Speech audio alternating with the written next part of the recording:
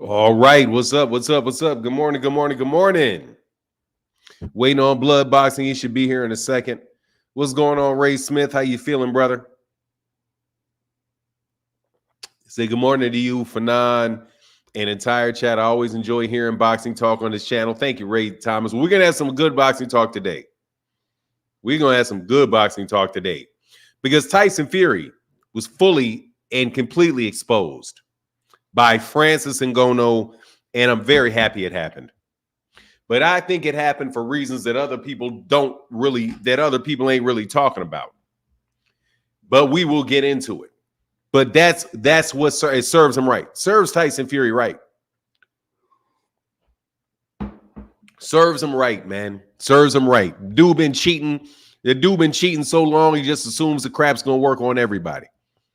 And it didn't work on that. And it didn't work on that dude. And that's why I would like to take my hat off to Francis Ngannou. Thank you, Mr. Ngannou. What's going on? Merch is dumb. How you feeling, man? Aka Flex in the building. What's going on? Daryl McKinney in the building. Thank you, brother, for your support on the channel. How are you today? Good morning. Merch is dumb. What's up? I think I said what's up already. What's EB Sweat Lot? Good morning. D Free, the winning team DC. What's up? Jablan said, oh, what a beautiful morning. Life is good and Fury has been exposed. He's a fraud. Salute, folks. Yes, sir. Merch is there. Yes, sir. What's going on, blood? You're on mute, sir. Oh, sorry about that. Hey, man, what's going on for now, man? Man, I'm laughing. Hey, whoo, boy, listen, I can't wait to have this discussion today. I'm laughing. Man, I'm laughing. Man, I don't even know what to say for now. I do. Go ahead, I'm going to let you continue with the openings, man. And I know exactly what to say. That's what your ass see. All that, he couldn't do that. He couldn't do that, but he couldn't pull that bullshit. He couldn't pull that bullshit. Couldn't pull that bullshit he usually pulls. And that dude was like, nah, dog, I'm king of this bullshit. Well, I'll tell you what, I didn't have nothing to say now. I got a whole lot to say. Oh, yeah, dog. We'll wait. Let me put it that way. Well, first of all, let's wait for some people to get in the building. Oh, okay. Yeah. Oh, there you said, yeah, I don't know where to start. Yeah. Well, look, man, I'm going to start with Oshaquie Foster. Did you see the Oshaquie Foster fight? I did. Yeah. Hell yeah, I saw that, man. Yes, man, they was trying to rob that boy. Ooh. They was trying to rob him. He was two of the judges had Hernandez up, right? Watch this. The other one had it a tie or something like that. One of the judges gave every round to Hernandez. Oh, that's crazy. Every round. And including it all the way up to round 11. Gave him round 11. Oh, that's crazy right there. Gave round 11. Woo. Now, I'll tell you what. The guy did win some rounds, Hernandez, but he wasn't winning all them rounds. Oh, bro. Hell no. He wasn't winning all them rounds. That's some bullshit. And did you see the beating that Oshaquie Foster had to put on him for them to actually stop it? He turned his back. He turned his back on that guy, man. You stop the fight. When a fighter turns his back like that, the fight should always be stopped. That fight should have been over in the 11th round. Yeah, that shit should have been over in the 11th round. And then he damn near had to kill him in the 12th. He like, all right, man, this nigga gonna die in the middle of this ring. I can't keep this going no longer. Well, they were over in Mexico, right? Oh yeah. They were over in Mexico. That's what it is. And usually we don't get big fights like that. We get a lot of fights in Mexico, but DAZN and all them usually don't go. It looked like they was fighting in a high school gym or something. Shit. Yeah, it was somewhere in Cancun. I think they were fighting in Cancun, Mexico. I'll tell you what, if a fighter turns his back like that, bro, the fight is supposed to be stopped right then. But you know what? I got to give it to that kid Foster, man. He kept his head on, kept the pressure on that guy, man, and got him out of there. Man, he was breaking that dude down all fight, man. Catching him with them counter lefts. Man, they even gave that one ref gave the round to what's his name? The round he didn't even fight. The round that Hernandez didn't even fight, he still gave that round to Hernandez. When he had his hands down the whole time and shit. Yeah. Like that, he was he didn't win that round. He started putting his hands down and being real disrespectful and not respecting Foster's power and skill set. He started doing that, and he started taking a lot of punishment doing that shit too. Man, he took a lot of punishment. He got his little ass busted up when he did that, right? So, hey man, hats off to that kid Foster, man. Yeah, Oshaquie Foster. I saw him fight up out of there. He did, man. I saw him fight Ray Vargas, man. Man, I'm telling you, that dude is right about now. That man is tremendously underrated as a fighter, man. Oshaquie Foster is gone way up on my pound for pound list, bro. Like way up as far as some of the best fighters in boxing. At 130 pounds, man, they gonna have to find somebody. Unfortunate thing for them is Eddie Hearns was setting him up for a loss, man. Making him fight that come forward fighter in that little ass ring in Mexico. And he still broke him down and stopped him and put up the gas, man. Dude, Oshaquie Foster is majorly underrated, man. A lot of the reason though, Fanon, is because he got a loss. He got a loss. He might have two. And a lot of people now, these newer fight fans, they think a loss means the end or something like that. Pernell Whitaker had a loss. He was toting around for a long time too. Bernard Hopkins. So great fighters take a loss early sometimes, man. We have to wait to see how it pans out for this kid. We have to see how it pan out, man. But I like what he did. I'm glad I watched that fight because I damn near forgot about that fight. I know I didn't put it on the agenda, but I damn sure picked up on it, and I saw it was a great fight. Yeah, man. I wasn't gonna miss it. I made sure I stayed up to watch. I made sure I stayed up to watch that fight, man. So did you watch the entire Ngannou undercard and all of that? Did you watch the whole thing? I watched some of it. I got to see that one fight between what's his name, Adderley and Wardley. I saw that fight. I missed some of the heavyweight action though. I know Parker knocked somebody out. I watched that. I saw that. I saw the Parker knockout, and there was the Martin Okoli guy. I didn't see that one. What's his name? Okoli or some shit. Buck Coley or something. Okoli, yeah. I didn't see that. Him and Carlos Takam fought. I didn't see that one right there. Did Bacoli knock out Takam or Takam knock out Bacoli? Bacoli knocked out Takam in 4 rounds out or something. Yep. But I didn't actually see the fight. But I did see I saw the Parker fight, and I saw that. I wanted to see that Wardley that other guy, the two little young undefeated guys. I wanted to see that fight because they had some drama going on before the fight and stuff like that. It's kind of built up pretty good. So I wanted to see that fight. So I watched that. I mean, I don't know what to think about any of these damn heavyweights now, bro. Man, I'm going to tell you right now, dude, when I saw that, the funny thing was that for me was that fight between Fabio Wardley. That's the one I'm talking about. Yeah, Fabio Wardley and Adelaide was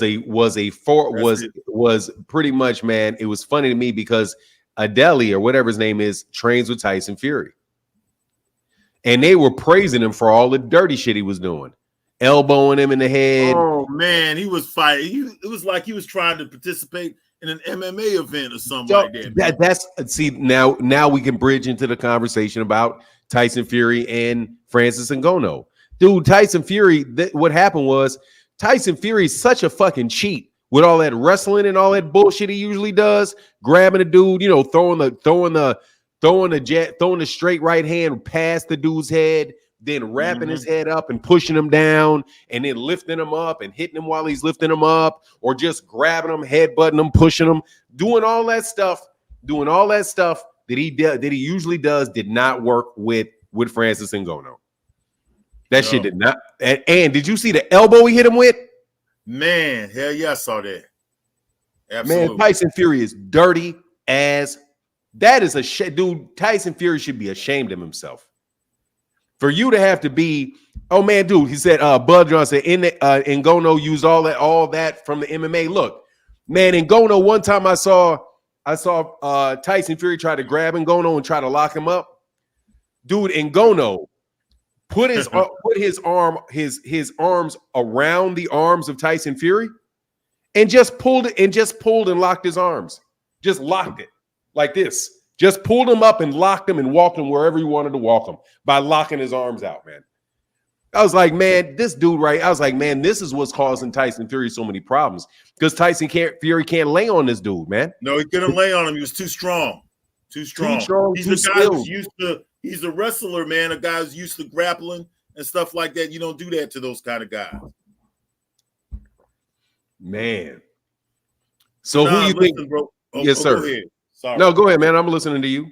Listen, man. As far as the style of this fight, Ngannou did a lot of things that past Tyson Fury opponents ain't did. Like Dillian White didn't do none of this shit, and neither did Derek Chisora. He made Tyson Fury look bad at times. He was actually utilizing some skills up in there. Now, number one, he couldn't lean on the fighter because Ngannou's big and strong, and he's used to being in MMA. So that shit was out the window. The leaning on the fighters and stuff. Ngannou was actually too strong for that shit. I've seen a couple of times where he tried that, and it just had no effect on Ngannou. Another thing, too, Ngannou has a better chin than most people would have thought, right? He was able to take Tyson Fury's power. I saw Ngannou switch from southpaw to orthodox a few times. He was cutting off the ring really well, and he had some pretty decent head movement, man. And he took that big elbow and didn't even complain about it or nothing like that, man. Fury is just the product of the era, man. And that's how I see it. He also gave Fury a cut and also fucked up Fury's eye. He cut him and he fucked up his eye.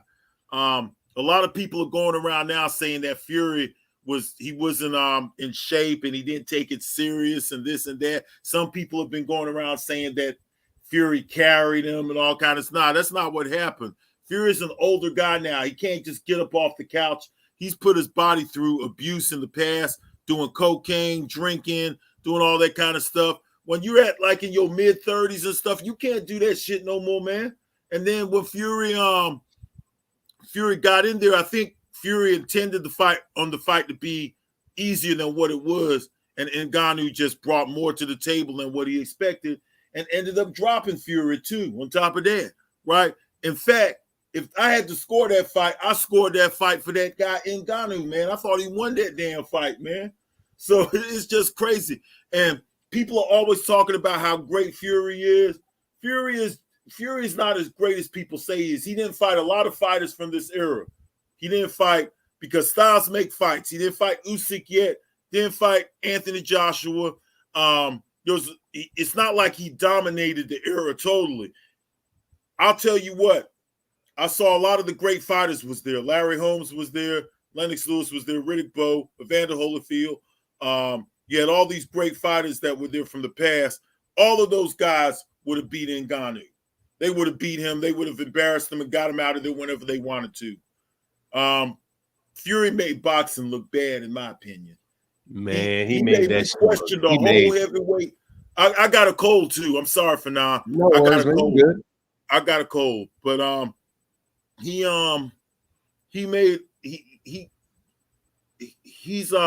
put the whole heavyweight division in doubt, man. He put the whole heavyweight division in doubt, bro.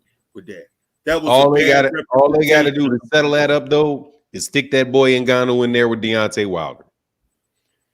Yeah, I don't think he'll beat Deontay. In fact, I won't even. I don't think he can beat Anthony Joshua either. Hell no. Deontay, the difference between Deontay Wilder and Tyson Fury is that Deontay Wilder can legitimately punch. Tyson Fury was hitting that. Tyson Fury can't. I'm telling you, man, Tyson Fury's a fucking cheater, bro. The one shit that this shit reflected to me is that motherfucker right there is a fighter is dirty as they come. For this dude to throw a full out elbow into the half in order to try to save his own ass. For this dude to throw, for that dude to be able to throw that big old elbow straight and hit that dude in the side of the head like that, and that dirty a fight, bro. And ain't nobody even say anything about it. It's just That's just crazy to me. That you have that in order to beat Francis Ngannou, you got to resort to stuff like that. But I go back to what he did when he got knocked down by Steve Cunningham, and what he did in that fight with Steve Cunningham, man. That shit that he did with Steve Cunningham was profane. How he muscled him and grabbed him and wrenched his neck and choked him and all kind of other stuff, man. How he wound up getting a knockout. How he wound up getting a knockout by palming the dude's head, pulling the dude's head down and hitting him while he pulls his head down. Man, Tyson Fury, and they just with Tyson Fury, they call that being tough.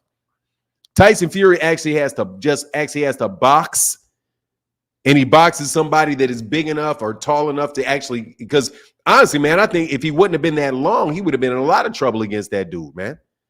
If he wasn't that long. No, You're man. Talking about when he fought Cunningham that time, right? Yeah, I'm talking about when he fought. Yeah, when he fought Cunningham. When he fought, when he fought, as dirty as he was when he fought Deontay Wilder the second time. Man, that shit was dirty as shit. But certain fighters, they don't say anything about it. And I know that everybody does it to a certain extent. They do. I know, yeah, everybody does it to a certain extent. But Tyson Fury takes it to an entirely different level when he does it. An entirely different level. And Francis Ngannou neutralized all of that stuff. If Francis Ngannou got to deal with somebody just hitting him with straight right hands that can concuss him for 12 rounds, that could be an entirely different situation. But Tyson Fury can't. Tyson Fury's not a big puncher. Even when Tyson Fury knocked out Dillian White, when he hit Dillian White with that uppercut, he still followed that shit with a big ass shove to the ground. So look, man, and Tyson Fury, and also Francis Ngannou is probably a lot more fresh. And I don't know. Yeah, it's not like he can't fight at all. The guy does have a boxing background. He can fight. He had an amateur background, and not only that, he's an athlete. He's a big, strong athlete that's been involved in combat sports. So it's not like the guy can't fight. I don't really know. I think Ngannou needs some more training, though. I think he could be a better heavyweight. But he was breathing heavy. He's going to have to do some more things for stamina. But still, I still think that he made the heavyweight division look bad. That's just the way I'm looking at it. I'm like, I got the whole heavyweight division on the table because Tyson Fury got a belt, man. It looks suspect. It looks he shouldn't have that, and he shouldn't have that belt. He shouldn't even have it. In my opinion, that performance, he shouldn't have it. And plus, he ain't really to be defending it or nothing anyway. But a lot of these fighters, man, the WBC, they pick and choose who they want to put pressure on and who they want to give these type of fights. Now we're gonna have to sit around here and see a whole bunch of these crossover fights because there's other guys in the MMA right now. They licking their lips for now. Man, look, yeah, they need to stick their tongue back in their mouth. They want that payday. Jump out there. Jump out there and get that payday. Jump out there and get that payday in the same weight class as these same dudes, and get out here and get killed. One of these guys, his name is O'Reilly or something. O'Malley that wants to fight the dude. This guy want to fight now, and Gervonta. If he can make the weight, I'm sorry. Go ahead, brother. I'm sorry. They're gonna put those fights together. I'm telling you for now, they're gonna happen, man. There's gonna be more of these crossover fights, and them shits ain't gonna last long. Telling you, them shits that's just not going to last long. First of all, they've been doing it. It ain't been going well for them. Like, this ain't the first. First of all, they got MMA dudes. Getting beat up by Jake Paul. They got MMA dudes getting beat up by Jake Paul. Hall of Fame level MMA fighters getting knocked out by Jake Paul.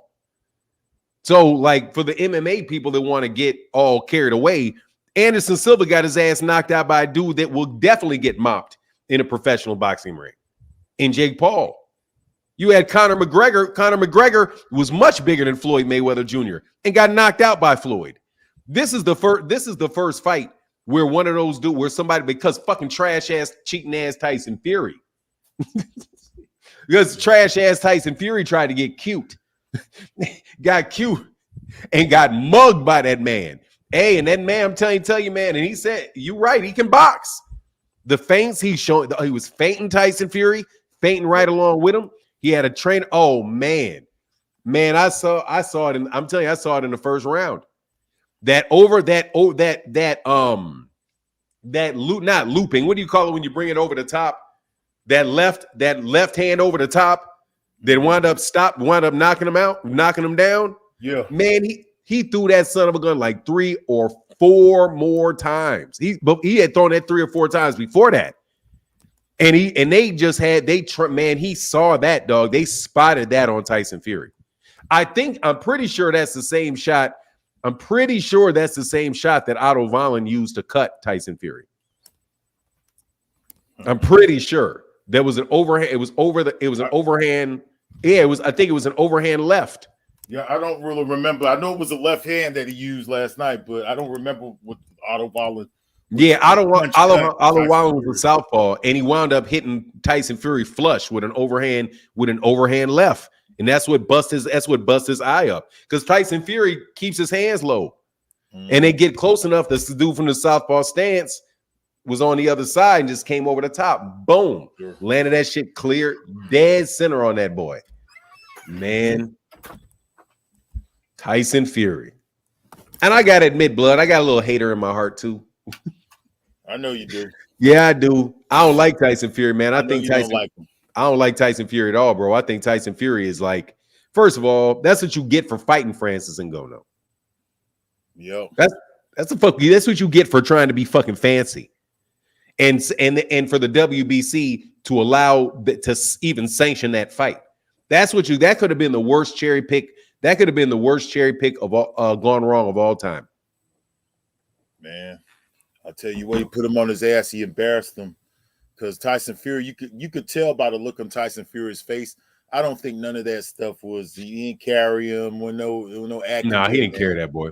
No, not with that elbow he hit him with. He didn't carry him. No, he wouldn't hit him with an elbow like that. He wanted to get his ass off of him and get him out of there. I think he intended on going in and carrying him for a few rounds and then getting him out of there in the 6th or 7th round. But the fight just didn't go the way Tyson Fury wanted it to go. Tyson Fury is an older guy now too, Fernand. The guy, he can't just not train and then get into the ring like he used to do and pick it back up real quick, man. He struggled in that Otto Wallin fight when he was warming back up that time. He's not doing nothing but getting older, man.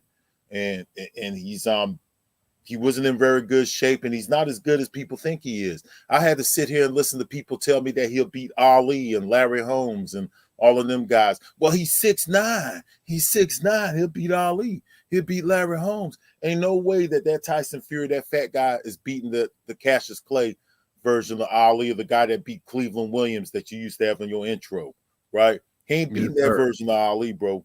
He's not beating none of them dudes. He ain't beating no Lennox Lewis. He ain't beating. I even think Riddick Bowe would have beat him.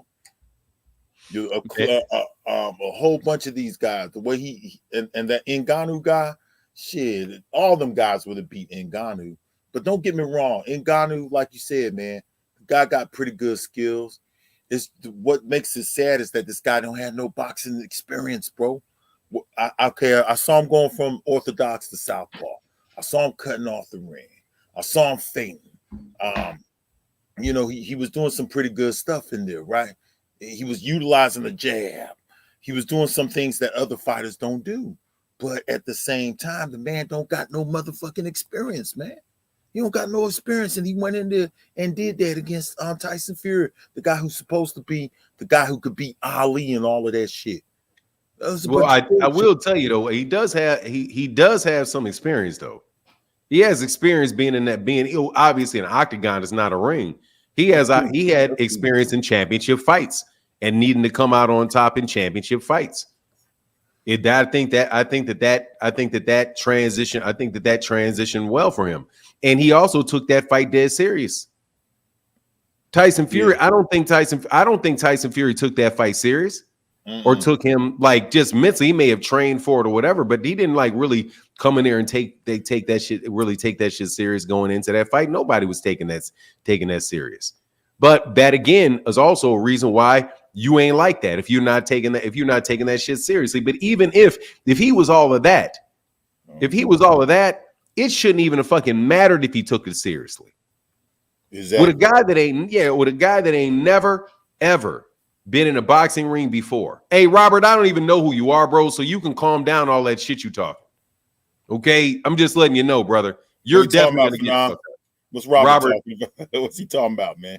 Man, some shit he going on about.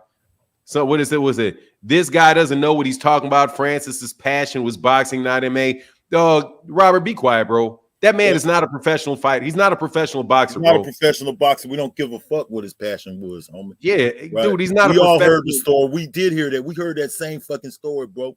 But he's not. He's not a boxer. We already mentioned that earlier. When I say he had no experience, I'm saying that the motherfucker ain't had no professional fights, man. Right? That's fact, boy. Right? We already knew about all that. So you coming with the wrong people with all that talk. So you can go and take that drama to your mama somewhere, boy. We having a discussion. The OGs is talking, homie. Yeah, look, man. To all y'all want to talk seriously, man. I don't care if if he had boxed and had an amateur and had fought amateur boxer. He's not a boxer. He is not Joseph Parker with 20 fights, professional fights. He's not Deontay Wilder with 42 professional fights. He's not a professional boxer in the ring. Not talking about he really loved boxing before and I'm sure there's a lot of people that like boxing and what do you say? It's a good point. But to tell us that we don't know what we talking about, that's some bullshit because we heard the same story. We know he had a passion for boxing. He wouldn't be in the ring. We watched him build up too. Hold on, Dare Choice, man. Will you stop trolling, bro? He's better than Wilder. How do you figure that? A lot of people are saying that though, Fernand. A lot of people, I listened to that shit all night last night. Can say that shit till they blue in the fucking face. Because he did better. See, this is what they doing. He did what the fuck? What do you mean he did? How did the fuck did he do better? Because he didn't get beat up. He lost that day in a 10-round fight. He lost that damn fight. Deontay Wilder knocked that man. Won. I thought he won, to be honest. But but he lost that damn fight, bro. So any way you cut it, you can think he won all he won. He lost that fight. But man, good. You know what I want? Good. Put Francis Ngannou in there with Deontay Wilder. They're gonna put him in there with one of them guys. Eddie Hearn is already saying that he want him to fight Joshua. No, I want him to fight nobody but Deontay Wilder. Jump on in there with Deontay Wilder and get hit with the same shit he got hit with by Tyson Fury. Okay. Put your chin. Styles make fights, man. Yeah, put your chin out there and get hit by Deontay Wilder with that same shit he got hit, the same 1-2s. Try to come over the top of a straight right hand. Please let me see Francis Ngannou try to come over the top of a straight right hand from Deontay Wilder. So when that shit connects, what? The thing is, though, Fernand, the Styles make the fight, and the type of fighter Tyson Fury is, he likes to use his weight especially when he's getting caught. He starts to smother his opponents, lean on them. When he did that shit to Ngannou, man, Ngannou was like, man, get your ass off of me, man. Get your ass up off of me. So he couldn't utilize some of those tactics against Ngannou.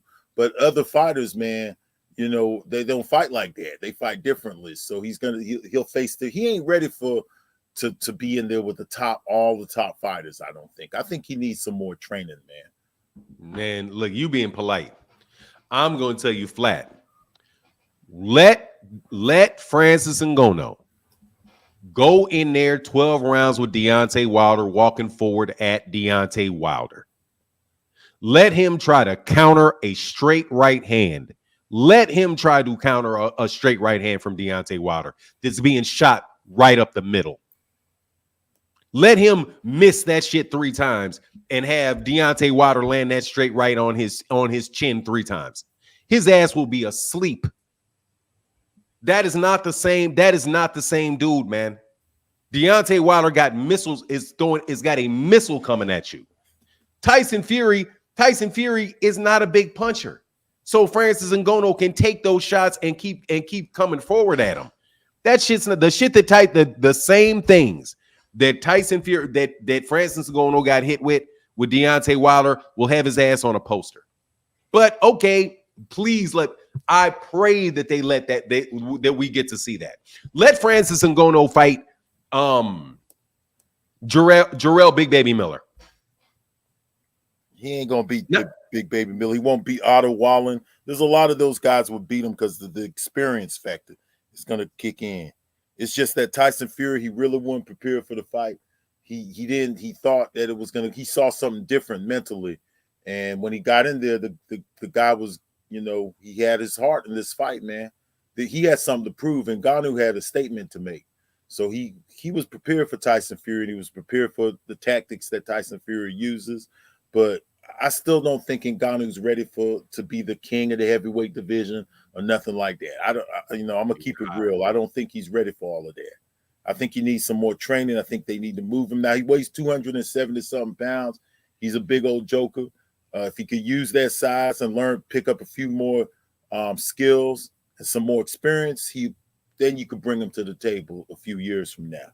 But right now, man, they need to move Ngannou. They need to move him slow against some like C-level and D-level competition so he could build up his experience some. People are going crazy. These MMA fans, they're going to say stuff like that. A lot of these MMA fans, they're the ones who are going to come in here and say, oh, he'll beat Anthony Joshua. He'll beat Deontay Wilder. He did better than Derek Chisora and Dillian White. But that don't mean that he'll beat them. Styles make fights. That's just the way it is. He don't got no experience, people, right? He don't got that kind of experience. Now, he did make the heavyweight division look bad. I could agree with that. And I put all the heavyweights, I line them all up and say that the whole era is suspect to me. I will say that because I don't think Ngannou could have did good against anybody in any previous era. If he would have went into that 90s environment, he would have got beat by all them motherfuckers, man. Another thing too is that yes, sir. you got Usyk out there too. Fernand. Usyk was at the event. Usyk got to be licking his chops looking at this version of Tyson Fury. All of these guys are older, these heavyweights. But if he would go in there against like Usyk like that, he gonna lose, man. He gonna get beat if he do that against Usyk.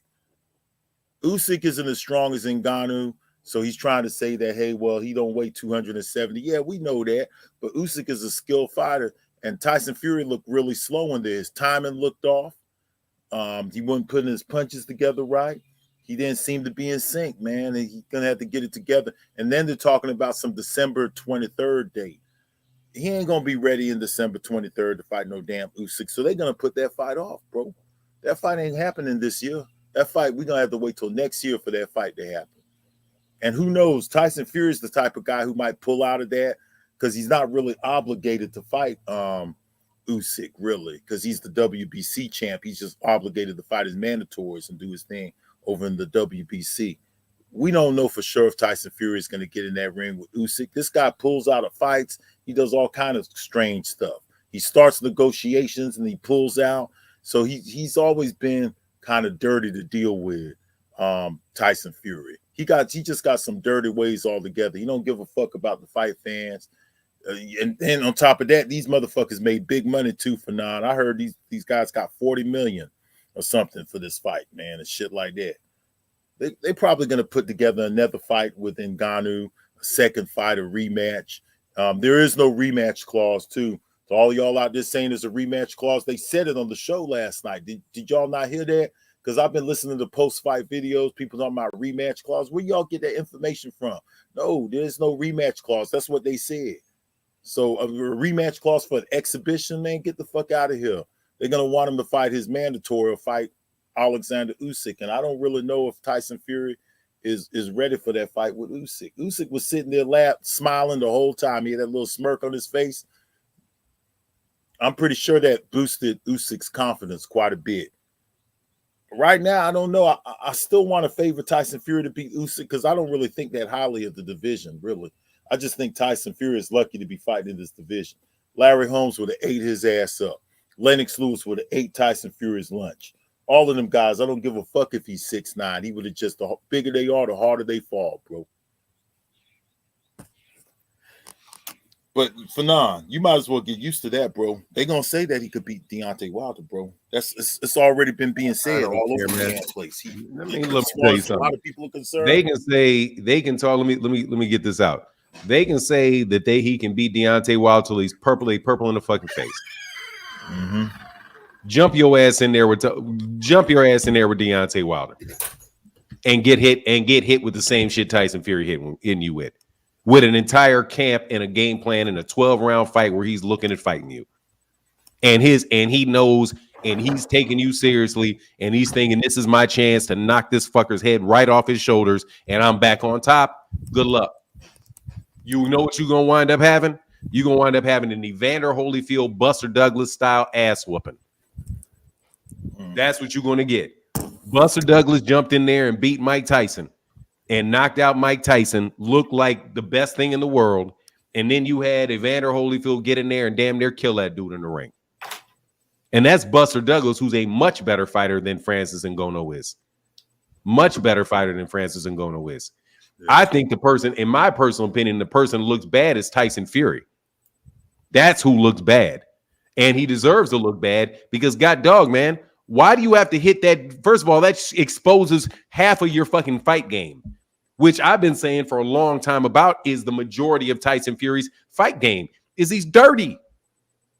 He's just the dirtiest. He's the dirtiest heavyweight champion that I have ever seen. And nobody and very few people in the media say anything about it. And then he got in there with somebody, and I was watching with my son, and my son likes MMA. And I was looking at it, I was like, man, he can't do any of this shit with this guy. He couldn't do any of it. He couldn't grab him behind the head. Like every time he tried to grab Francis Ngannou behind the head and pull his head down, dude, Francis Ngannou just straightened his back right up and damn near lift that dude off the ground. Every time he shot that right hand past and tried to pull his head down and try to choke him, he couldn't even get his head down. And then the one move that Francis Ngannou used on him, I was like, man, is that simple? He just locked. Tyson Fury tried to grab him, and that man just locked that man's arm up and straightened up, pulled his elbows, and straightened his arms completely out. That's the first guy that he did. That's the first guy that he's fought that he didn't outweigh by 40 pounds. Like, first guy when's the last guy that Tyson Fury fought that man did not outweigh by a significant amount? How old is Francis Ngannou? 30-something. 30-something. Is he early 30s or late 30s? I don't even know how old he is, but look, the guy, there was somebody out there. I see you, Claymore. Give me 1 second. Francis Ngannou is 37 years old. Oh, and he's 37. Yeah, and Francis Ngannou, wow. look, okay, so they have his weight listed as 258 pounds. Francis Ngannou came in at 270 pounds. He came in 25 pounds bigger than he fights at. 270 pounds. So now you can't do any of that shit that you're used to doing. Tyson Fury that's what I'm telling you. Tyson Fury is just fucking big. He's just big. He's big and long and too big for a lot of fighters that are 6'4", 230 pounds. And a lot of these dudes be bloated up to 260 to 264 too. Main focus 23, man. I can't see you. Your device is not connected. You got to come back in. Claymore Rain, what's good, brother? Oh, go ahead. Sorry. What's good? Good morning to you, Fanon. Am I coming in clear? You are coming in clear. All right. What a night last night. I knew that after that performance, the conversation was going to get crazy as far as Francis being one of those guys in the heavyweight division now, or, wanting to put him in the ring with the Deontay Wilder or something. I knew that was going to happen. Let's be honest. He don't need to do nothing like that, right? Stay your ass the hell away from Deontay Wilder. That's not the hell your ass need to be doing. But at the same time, man, congratulations to Francis Ngannou. He dared to be great. He came a long way, a long journey as an African coming from the motherland, trying to find his way and find something for himself to end up in the spot he was in last night. Congratulations to him. The story is Tyson Fury is, how am I going to say this? Fuck it, I'm gonna say it. He's full of shit, right? So you slept on this man, and I think every point you hit on Fanon was like right on the nail. You're coming bigger than everybody. You're weight bullying people, and everybody thinks like it's this big deal, but it's not a big deal. It's just that who you are in the division that you're in. And Francis was able to expose that, and because of that, Francis gets the moral victory. Right? He gets that moral victory because the boxing world needed to see that, and he may have been the only one who could really have exposed what he exposed that night. It almost looks like that. Like his purpose was served. That, no, fight me. And that seemed to be a problem for Fury. You understand? Get off me. No, not that either. Not this either. Fight me. And Fury didn't like the sounds of it. He was uncomfortable. He was defeated when the decisions came in. You seen it on his face. He was defeated. I don't care what those scorecards said. It didn't matter anyway. It wasn't even a sanctioned fight. It was an exhibition fight. So I don't even care about them damn scorecards. No, it was a legitimate fight. So how come the belt wasn't on the line? Because they didn't put the belt up. It was a 10-round fight. But it was a non-title fight. But it was that fight was sanctioned by the British Boxing Board of Control. Okay. It was legitimate. Hey, real quick, let me get this. YSM, what's up, brother? Hey, by the way, if you use any of YSM Sports Media's content, pay the man. Okay? Pay the man. Go to his live stream, go to a video. There's a super thanks. Drop a super thanks on the man, at least if you're going to steal the man's content and steal the man. If you're going to use the man's stuff, at least drop a super thanks or a super chat, a super thanks on the video that he's in for doing it. YSN Sports Media said Tyson Fury dirty tactics were nullified by Ngannou because he's an MMA fighter. Mauling, wrestling, elbowing is part of his everyday training. Very true. And make sure y'all go subscribe to the great YSM Sports Media. I do believe we could do that out of Philadelphia. But go ahead, man. Because I got one guy behind you, Claymore Rain, because we're going to let cats on today. All right. The last thing I want to say is Saudi Arabia, I think, is part of the conversation as far as, man, I like how they putting these events together. I don't know. I just like the energy. I like how they flew everybody in. Mike Tyson, Roy Jones, Pacquiao, and we can talk, I guess, another live, or maybe later in the conversation, you bring up Pacquiao saying that he was interested in a Gervonta Davis at a catch weight, and that him and Floyd Mayweather are organizing something for later next year. I thought that was exciting as well. What an event. Event-wise, I like the way Saudi Arabia did it. It was impressive, man, and they need to get involved. As far as the heavyweight division, Saudi Arabia could save the division if they continue to throw events like that, in my opinion.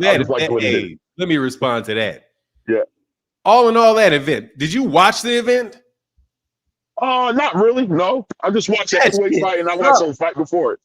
That shit, please do not ever do another fucking event like that. Wow, what's wrong? First of all, they did way the fuck too much. They did way too much. They had the undercard in one ring. And then when it was time for the main event, they shifted everybody into another stadium that they built specifically for the fight. Then I had to listen to a whole fucking concert. I had to listen to I saw that. I had listened to a concert. I'm like, man, I'm just trying to watch the boxing, man. I ain't trying to see what's that man? What's his name? Lil Baby, one of them baby boys. One of them baby boys or something. I don't want to hear all that shit. I want to see the boxing match, man. Let's get on with the fight. But for real, it is what it is, man. On that, man. Look, it's definitely hey, make more of these matchups. Yeah. But y'all better be careful with this. I'm trying to tell you, I better be careful because it's going to lead to, I think it's going to lead to increased cherry picking. But hey, let me let main event, and you can come back, Claymore. Please come back, bro. I don't want a main focus to stay off too long. All right, bro. Yes, sir. Get back. Main focus in the building. What's up? What's up? Good morning. Good morning. Man. Happy post-fight morning. Yes, sir. Yes, sir. So I was listening to y'all, a lot of wisdom and everything. That concert was too long. It was too long. It was too long. And then the song selection. No hate to the youngsters. Let's throw in a little all generation music up in there. They usually catch everybody's intrigue. But that was Amen. just, I appreciate that. You ain't lying, brother. yeah, they would that was an audition. That's what Saudi Arabia. I appreciate it because Saudi Arabia with the WWE and all of that. So all of that was an audition. Overall, a success. You know, the theatrics, you know, the commercial with, you know, Francis and Fury. It was tasteful, but it was 2:00. About time everything was done. It was almost 8:00. You know, me and my nephew, I'm like, yo, why they got your baby all over this thing? So, but just to fast forward, man, boxing deserved this match yesterday. They deserved this. It was to me, it was a wake-up call because, you know, Tyson Fury, he tried to pull the Apollo Creed in Rocky. He tried to showboat and not take this match seriously, and not only had to fight, I was looking at his corner. His corner was like, don't mess with this guy. This box. And he had to tell him, don't go for the knockout. Because Francis, it felt like, of course, after the third round, what impresses me more about Francis, he switched stance. And I know he fight in MMA and he does the switch stance and everything, but it was effortless. You know, he was training for 4 months, you know, not a pro or anything. It has caught everybody's curiosity. That's what impressed me. The heavyweight division has curiosity because everybody looked at Fury as untouchable to a certain extent. You know, we still got Usyk. You know, I still think if Wilder was watching that match and see, like, if he add a couple of those things that Francis did to his two set, he could get him out of there. That's how I really felt. But the fact that how dedicated, how serious Francis took that match, and you could tell he has a love for the sport. He probably need to renegotiate his contract right now and go get his money. Cause I really think he could give us a good 2 to 3 years. If he could build on what he did yesterday and sharpen the tools even more, I think he could make a little run. We might later on 2024, we might have ourselves a title match against a title match against one of the heavy hitters. You know, depending on how the Usyk and Fury match going. I don't think Usyk gonna care much how Fury, you know, fights him. I think he saw something too. He got a little problem with southpaws on the counters. So, and that's kind of like right up his alley. So, but like you said, the weight difference, I don't know. That might even things out. It might go to decision, but I don't know. It was just kind of weird. They let Usyk come in the ring to cut a promo, and that's supposed to be those guys' night. You know, it was kind of weird to me they did that. That they brought Usyk in? Yeah. Oh, because that's what they planned to do ahead of time. Yeah, they figured that he was going to beat him easy. Tyson Fury was going to look like Tyson Fury is going to come out looking like the greatest fighter ever. They were going to make a big deal about how he beat up the big bad MMA guy, and it all backfired on him. Hey, that like, man and I'm deserves happy. a rematch. That's a title shot right there. He beat. Everybody knows. If even I know I'm not a technical looker at boxing.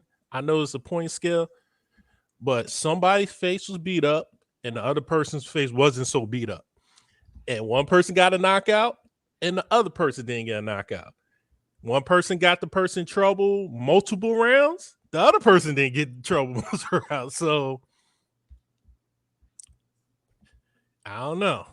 It's just one of those things that it's a blessing in disguise, and you got to protect the business. You got to protect the bottom line. I understand it's a lot of money being put into boxing, but boxing is put on notice now. There's people out there that saying boxing is not real no more. Man, they can say whatever they want to say. Boxing is real. The OG boxers and the golden age is real. That's hands down real. Man, these dudes real. Them dudes real right now. I'm telling you, Tyson Fury. It's a real sport. It ain't WWE, and it's traditional too, brother, for fighters to come into the ring and promote the next fight. That's something they've been doing for decades, my bro. Right. All right, brother. Hey, main event. I got a guy right behind you, bro. I got you. All right, man. Thank you, brother. Hey, come back again. Get back. We'll do. Peace.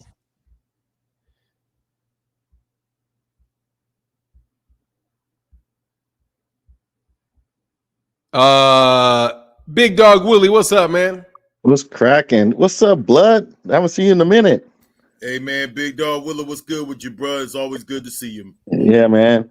Real quick, that's what Tyson Fury gets. That's all I'm gonna say. That's what he gets for fucking around with people, being that stupid shit he does, and you got somebody just as big and just as strong as his ass, and it really diminished his skill. Because like you said, blood, like you said, Fanon, him laying on people, him doing dirty tactics, it didn't work against him.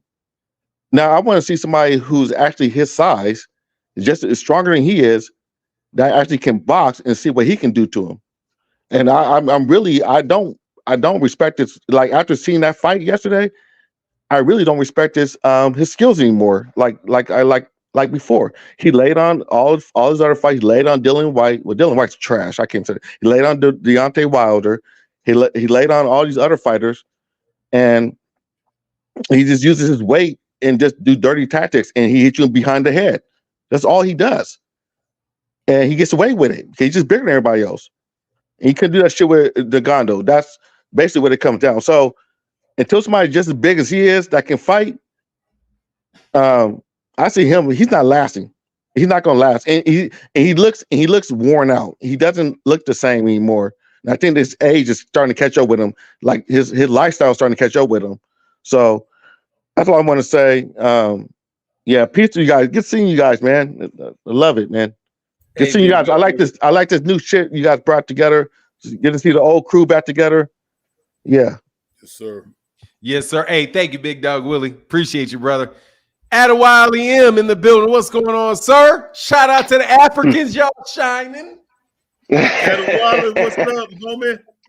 Yes, sir. Yes, sir. Good morning. That's my dog too. Yeah, that's what's up. Yeah, man. Shout out to Africa. Hey, we going with it now, man. Congratulations. We're winning, brothers. Man, thank you so much, man. Good morning, Fanon. Good morning, Blood Boxing, the OG. Man, good to see you, bro. Thank you so much. I just wanted to say that Tyson Fury, karma caught up with Tyson Fury. He's been extremely disrespectful to boxing fans, to his opponents. He's been a dirty fighter. He's been a cheat. He's always been a good fighter. I'll be honest, in the Wilder trilogy, my personal opinion from my observations, Fury cheated in the first two fights with his gloves, manipulated the gloves. And in the third fight, it was even, but Wilder was already damaged from the dent in his head. So with all of that being said, Tyson Fury got caught, got exposed by my African brother, Francis Ngannou from Cameroon, 37 years old, big, strong, fighting man. Tyson Fury wasn't successful using those leaning tactics, those weird moves that he did against many other fighters in the past. He couldn't do that against Ngannou because Ngannou has the MMA experience. So I'm just very happy. I'm very, very happy for Ngannou. He's finally making millions of dollars, coming from a very hard background. I understand what he's been through, and I'm just proud. I'm very, very proud of Ngannou. And I thought I came into the OG Boxing Show to show some love and say what's up to everybody. Thank you so much. Thank you, brother. Hey, man, and once again, man, on the very positive side of this, shout out to all the Africans out there. You guy look like he's the best fighter. He looks like he is the baddest man on the planet. at this moment. Now, let me tell you some of what I think about like talking a little bit, because honestly, man, I'm F Tyson Fury. I find that shit hilarious because he tried to cherry pick a black man and got his ass beat up. Loved it. But you got to say, hey, man, who's going to beat Francis and going to win a fight? That's going to be real tough if you can't wrestle him, you can't grab him, and you can't throw hands at him and knock him out. I don't know, man. We may have to have that. I think we need that Deontay Wilder fight, man. I think we need that Deontay Wilder fight. I think Wilder beats Ngannou. I'll be honest, because Wilder, Ngannou wouldn't be that opportunity to like wrestle and grapple on each other the way Tyson Fury does, and the way Wilder fights these days. After being trained by Malik Scott, he's moving around a lot. He uses his legs, and he'll be throwing the 1-2. That's it. 1-2 from afar. If he's able to land clean on Ngannou, it's good night. But at the same time, if Ngannou is able to time him with that left hook, which I believe Wilder will not be careless enough to let that happen. If Ngannou is able to land that left hook, it's good night on Wilder as well. So that will be a great fight. I am pushing for that fight. And both guys have already said they want that fight to happen. So I hope it happens. Yes, sir. All right. Well, thank you, Adewale. Always good. Thank you. Big all right, yes, sir. You, homie. One love. Thank you. Oh, I'm sorry. Yes, sir. One love, brother. Hey, D Murray said Fury is a sloppy, dirty cheat. I seen he tried to hit him low also. Yeah, he's dirty. But you know who this is also? You know what this is also an indictment of? It's an indictment of Crunk Jim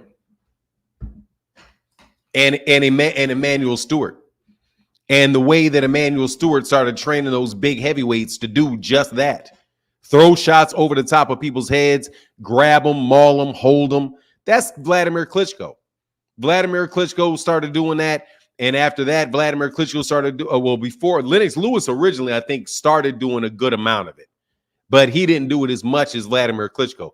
Vladimir Klitschko was the throw those shots, jump on the back of the bigger man, or the smaller man, put your weight on the smaller man, all of that type of stuff that comes with just really down. Yeah, pulling the head down. Yeah, all of that stuff, man. That stuff came from Emmanuel Stewart, man. And I'm telling you, got into a ring with a dude that you couldn't do that to. There was better. There's some strategy there. It's to move towards the power hand and to smother the power. That's their explanation of it. To come forward, try to close the distance with big punches and things like that. So, I've learned to fight in the inside, pull the head down, utilize a nice uppercut, short punches, all that kind of stuff. So, Tyson Fury, I don't really say that he put Crunk Jim on blast. He, like you said earlier, Tyson Fury made look bad, right? He made himself look bad. So man, don't get it twisted with all the boxing now. Don't get me wrong. No, man, if you can't fight, if Tyson Fury could fight, if Tyson Fury is the type of dude that could fight, like, and be able to hit, not get hit, and not have to rely. First of all, he's out of shape as fuck. So he's definitely older. He comes in there all fat and sloppy and using the fat and sloppy to lay on the back of smaller dudes. I'm telling like that, all using your size and using that physically, like, oh man, he can't outbox him because he can't out wrestle him. Tyson Fury was better than Deontay Wilder at wrestling, grappling, hitting, switching, all of that type of stuff that he used to wear Deontay Wilder down, to sap his power, all of that. When he got in there with a dude that he couldn't do that to, he was left with those 1-2s.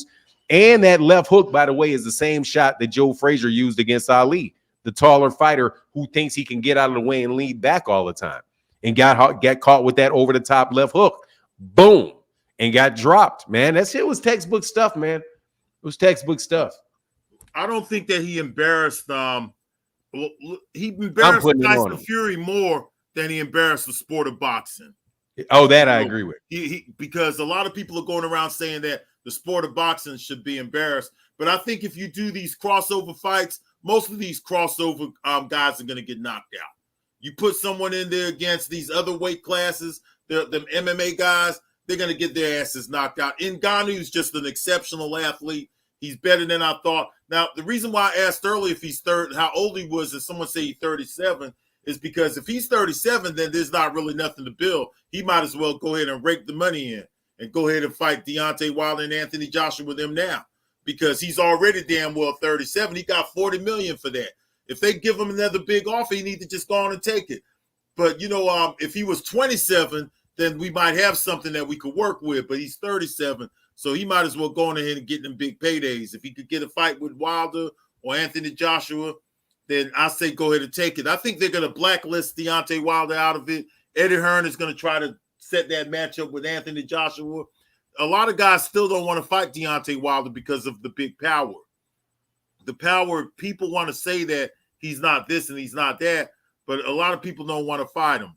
I don't think as highly of Deontay Wilder as you, Fanon, and some of the people in your comment section, but I don't see Ngannou beating Deontay Wilder. I'm just keeping it real.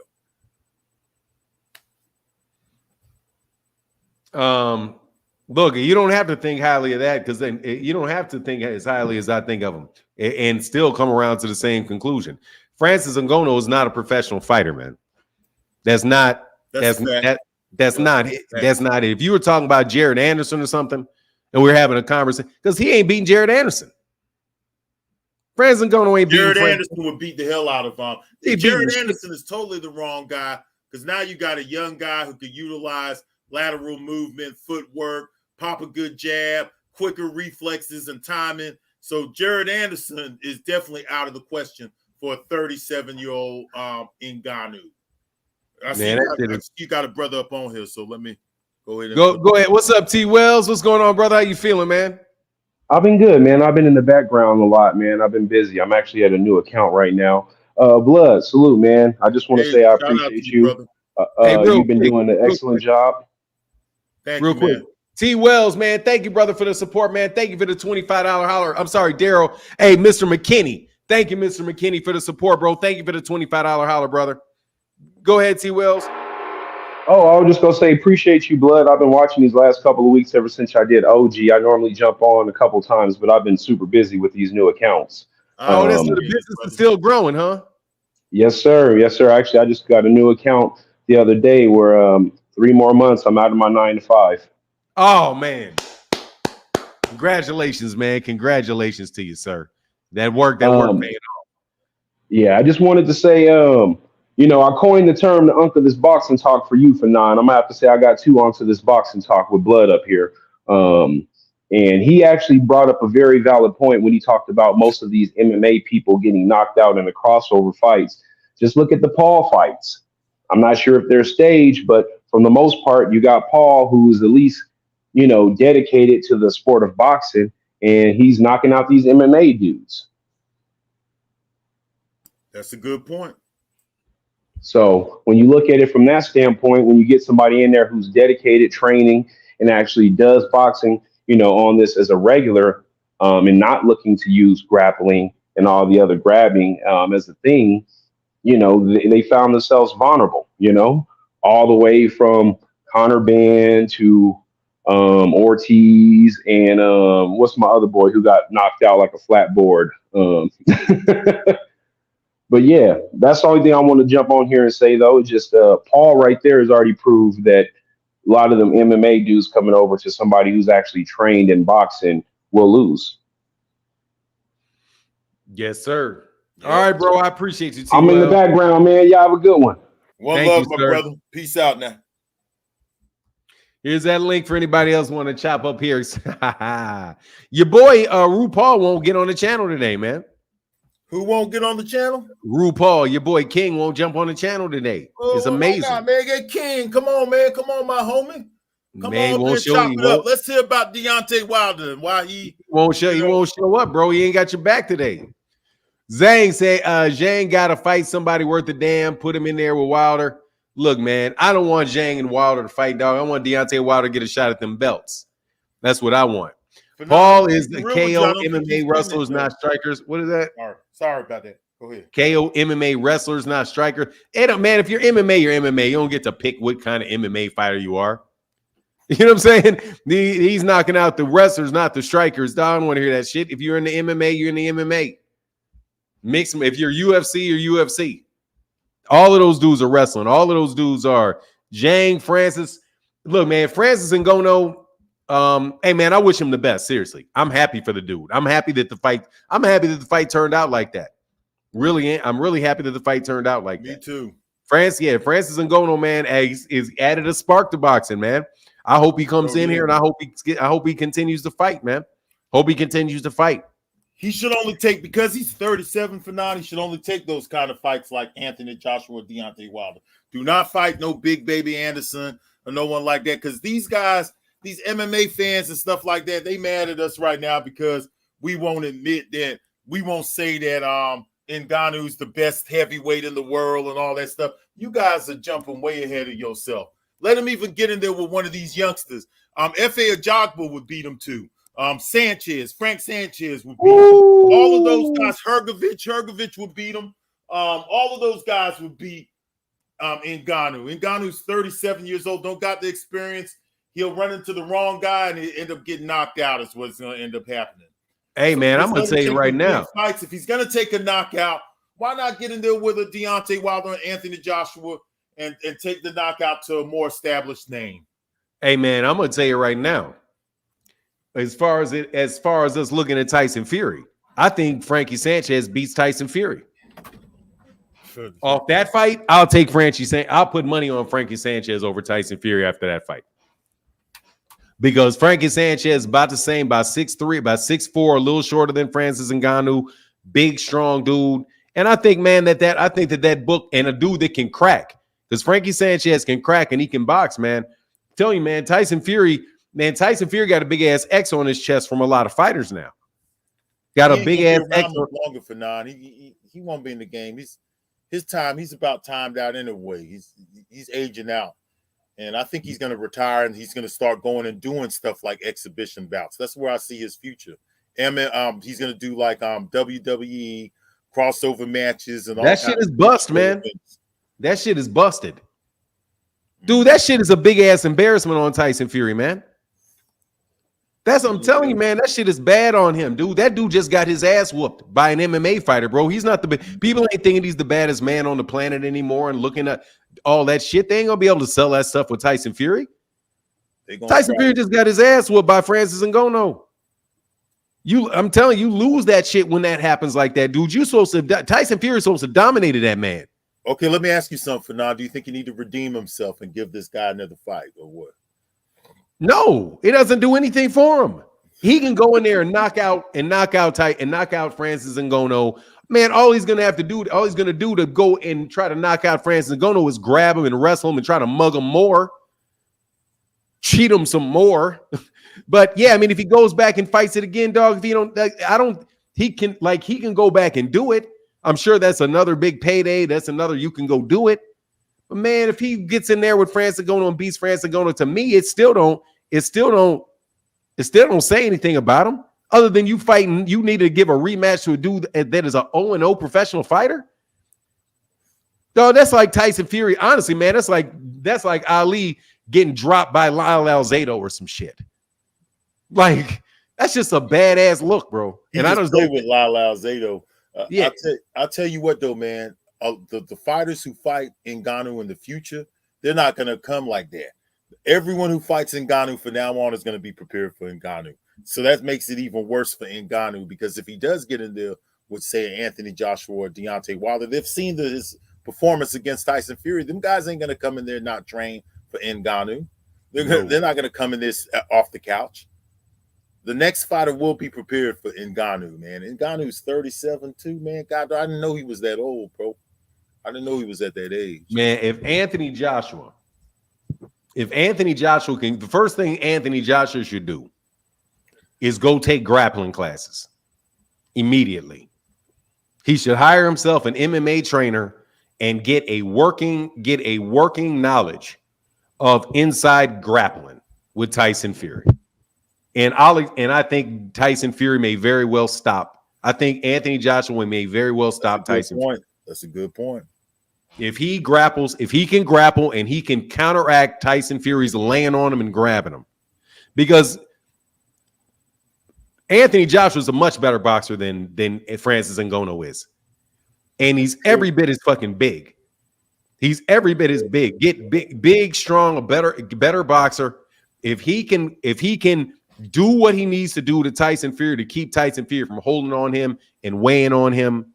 The only problem is that Anthony Joshua, he'll need that training for now because he let little ass Usyk push him against the ropes a few times, man. Yeah. I think I'm saying that's what he needs. But he wasn't trying to grab and hold and maul him. Usyk ain't trying to maul you. If you try to maul Alexander Usyk, Alexander Usyk going to take a step back. Yeah, he's going to use lateral movement. He's going to take a step back, take a step left, take a step right. He's going to keep his distance. Tyson Fury is trying to get in on top of you and take and smother everything that you do. Otherwise, Tyson Fury got to be out there feinting, throwing 1-2s, feinting 1-2s, and got to do that to you being overweight, and got to do that for 12 rounds. At a certain point in time, he starts trying to grab, trying to hold, trying to maul. No, man, I'm telling you, if that was, I'll put it this way. If that was Anthony Joshua last night, Tyson Fury was going to lose that. Zhang would have beat him too. The big Chinese guy.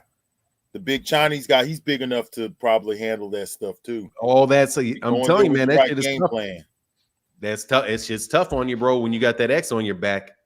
And Tyson Fury only fights a decent guy once every 5 years. It seems like if somebody could handle his weight, they do good against him because Otto Wallen is a big, stocky guy too, and he wasn't really able to bully Wallen around the way he did a lot of people either. So yeah, it wasn't like he was an advantage. That's an exposure thing for Tyson Fury.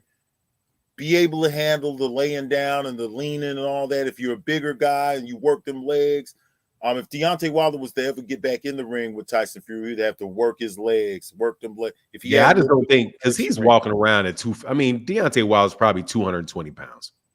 Mm-hmm. Deontay Wilder's going to be outweighed by Tyson Fury was outweighed by him by 50 pounds, 60 pounds. You have Francis Ngannou weighed the same amount. And it literally weighs the same amount as Tyson Fury. There was no and his was muscle. And his is muscle. If Francis Ngannou had leaning on him because he got arrested and stuff like that. So elbows and leaning on him, that stuff didn't work with. Didn't work at all. And dude, seriously, when he hit him with that elbow, and that didn't do anything. Ngannou didn't even complain about it. He just was like, well, whatever, that's no big deal. Anything, he just gave him a look like he pursed his lips up like, oh, you gonna do this? You want to go to my game now? What's up with that? You don't want to get hit with my elbow. He did it. You saw him shove Tyson Fury down to the ground twice. Yes, I saw. Yep, I saw that. He dragged his ass all the way down to the ground and pressed on him on the ground 2 times. We was laughing at that shit. We was laughing at that, man. Because Tyson Fury got away with that kind of stuff for so long. But I think that a fighter who uses the right kind of movement too would be a problem for Tyson Fury too. If they could utilize the lateral movement right. That's why Usyk is definitely a question. He's a big question mark for Tyson Fury, man. Yeah, I think he didn't dominate his era like the other greats did. Tyson Fury is spinning. He spends a large amount of times. He fought Vladimir Klitschko. Then he didn't fight anybody until he fought Deontay Wilder. And then after he fought Deontay Wilder, he didn't fight anybody waiting to fight Alexander Usyk. Tyson Fury's been playing. Tyson Fury takes man, he goes the bum of the month club route for years at a time, man. Slugger, how can I help you, sir? My friend Fernand, remember we talked about the heavyweight last week? Yes, sir. Yes, sir. Hey, your first friend from Canada, Iraq man right here. Yes, sir. I see you, man. I see. Hey, we talked to this guy, right there, man. You got Saddam on the picture. Hey, man, you got to represent. It's little inside joke here. Yes, sir. What's up, man? So this shameless scumbag in my other chat, his name is Furioso. Remember I was talking to him. He's a big UK guy. Talk about Fury, American shit, everything. Yes, but guess what? Zero crickets after this fight. That's right. I took it to him. I was like, "What's going on, Furioso? This whole Fury, he lost against MMA guy. Embarrassment. He's over the hill. Trash. Send him back to where he comes from. No more. We're done here." Yeah, they ain't gonna say too much, man. They ain't gonna say too much about it. They ain't gonna say too much about it. It's good, and I ain't gonna lie, dog. It's good not to be on that, or not to be on that side right now, because that's, dog. It's better, and I don't care. It is better for Deontay Wilder to get beat up by Tyson Fury than it is for Tyson Fury to get beat up by Francis Ngannou. That shit is an embarrassment to him, man. What the hell is this? Like, all these MMA guys are gonna start yapping at, oh, MMA is boxing and all this crap. I don't believe. It's what it is, man. It's a bad situation. But you know what? We're gonna keep it 100, like they say in the United States. But I go back on the chat, my friend. You take it easy. Say hi to the other guy in the panel. Brother. Hey, man, let me tell you something. Man, I'm impressed that you rock with Saddam. That's what's up, man. That's what is up. Yes, all sir. Right, I'll get back with you, sir. Peace. All right. Hey, that's a hardcore dude right there. Okay, I'm gonna tell you right now. That guy don't even have that accent, man. I know he could not. I mean, he could not, dog. Yeah, whatever no, he don't. He don't got that. You seen him before? Yeah, I've seen him before, man. That guy don't got that damn accent.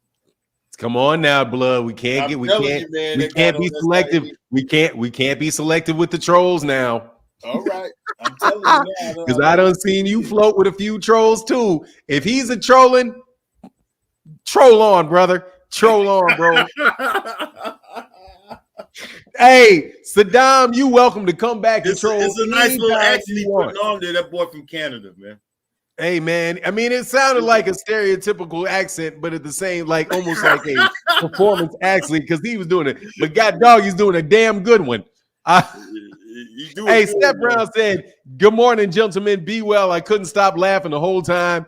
I say this all the time. Boxing as a whole has allowed this mess. God be with you." Yes, sir. Hey, let me tell you. Now, what about this, dog? What is wrong with UK heavyweights, blood? Man, I don't know, man. What is wrong? What's wrong? I mean, I could now that I get to, thank you for allowing me to take it this angle. Okay. When Black Americans were running the heavyweight division, yep. When we had our champions, we weren't getting our asses whooped by wrestlers.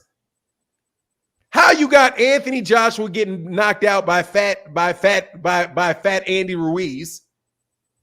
You got Zhang Zhong beating the piss out of the juggernaut twice.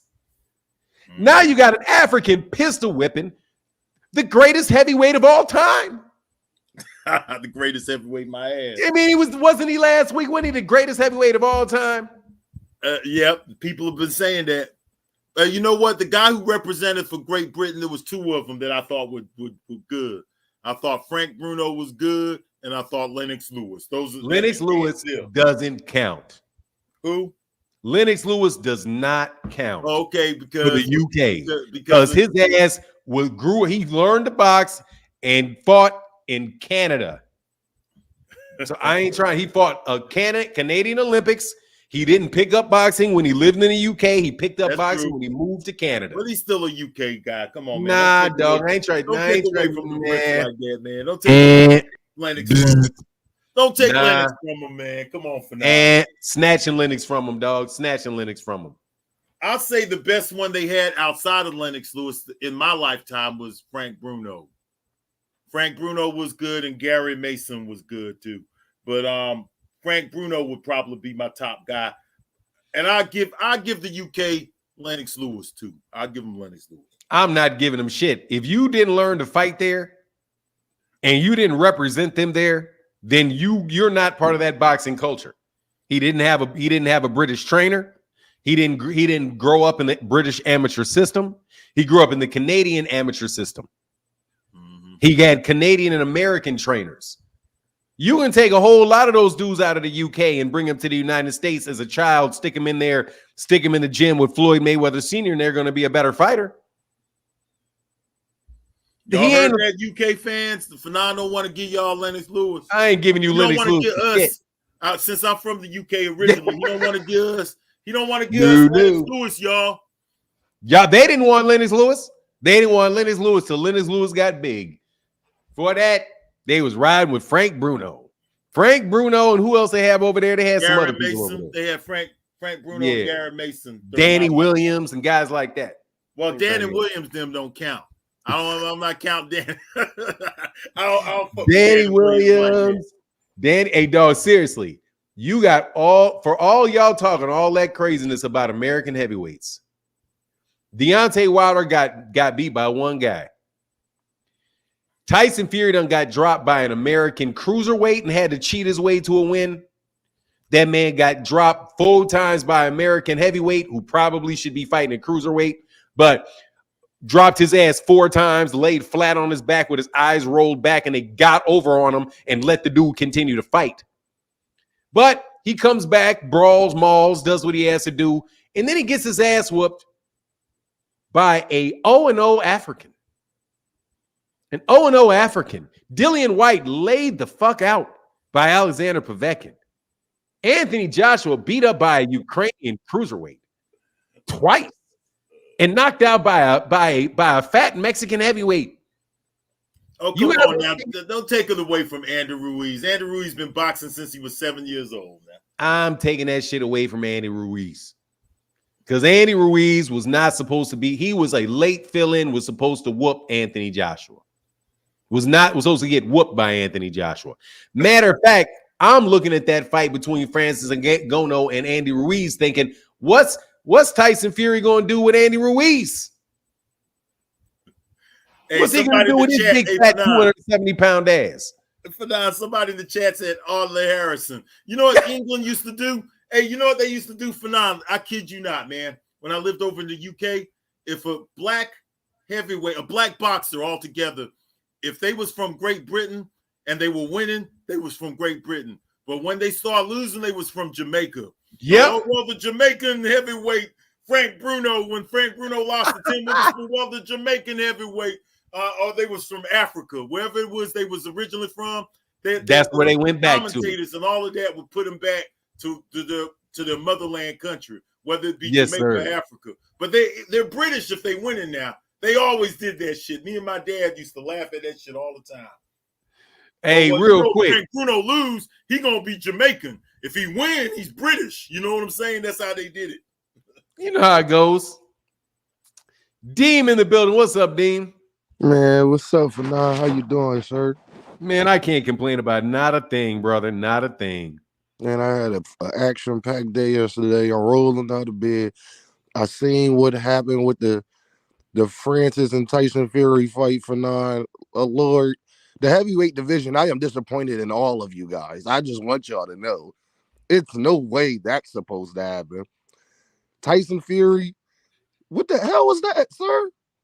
Congratulations to Francis, because even though they gave Fury the split decision, he won the fight. I don't give a damn. He won the goddamn fight. Because if you get dropped by somebody who's never boxed before, he won the fight. It should never be that close. Heavyweight division, y'all used to dominate boxing, man. Y'all gotta get together, man. Because all these other guys, if y'all just watch them versus Francis, it shouldn't even be close. I'm starting to doubt any of y'all are really that good. Because if Tyson Fury could damn near get his ass whooped by somebody that never boxed before, that's not good. That's a terrible sign. Like, so I just I don't know, man. I just wanted to say, yeah, the heavyweight division. This is why where y'all at, man.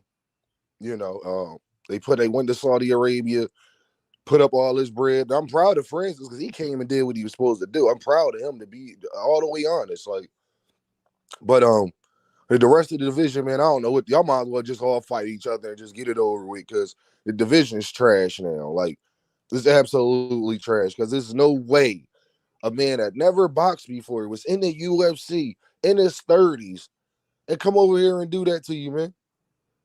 I'm gonna just leave it at that, man. That's all I wanted to say, man. Heavyweight division, yeah, I don't know.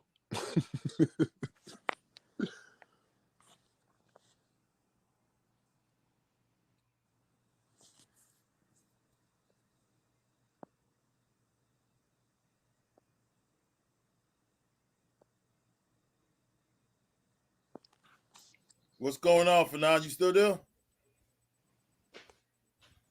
Fernand. I don't know what happened to him, bro. Sorry about that, man. I had to run and get some coffee. Oh yeah, but Fernand, I was just saying that the heavyweight division that was terrible, man. Like, that was for Francis, it was great. I'm proud of Francis because once I was sitting back here watching it, he looked a lot better than I ever thought that he could possibly look after not ever fighting Fanon. Do you know how hard that is to do what he just did? That was just that's one of the hardest things to do in sports. I mean, I know he was coming from a combat sport, but a UFC and all that is totally different. Like, for him to be in his 30s to look that good against a legit heavyweight, but I'm starting to just question the whole heavyweight division after that. Man, look, this is my take on it. And I said this in a video that I did. Tyson Fury is a much better fighter, much better boxer than Francis Ngannou is. For sure. But Francis Ngannou is a much better wrestler than Tyson Fury is. Yes. And since half of Tyson Fury's fight is wrestling, he gave up half of, he was better than half of Tyson Fury's game plan. I see what you're saying. I see exactly what you're saying. Because everything he usually does, everything Tyson Fury usually does, to throw when he's fighting with somebody, he really wants to press on him and he wants to start knocking him out. And he's going for the knockout. Everything that he usually does, Francis Ngannou was better at. Francis Ngannou was better at yanking his head down. Yep. He was better at using his weight. He was better at using his leverage. He was better at grappling on the inside, pulling his elbows up, all of that. Because he's a better wrestler than Tyson Fury. And if Tyson Fury wasn't such a fucking cheater and had focused on being able to beat people just by boxing and could have kept moving, sticking, jab, straight right hand, move, jab, straight right hand. It would have been this close.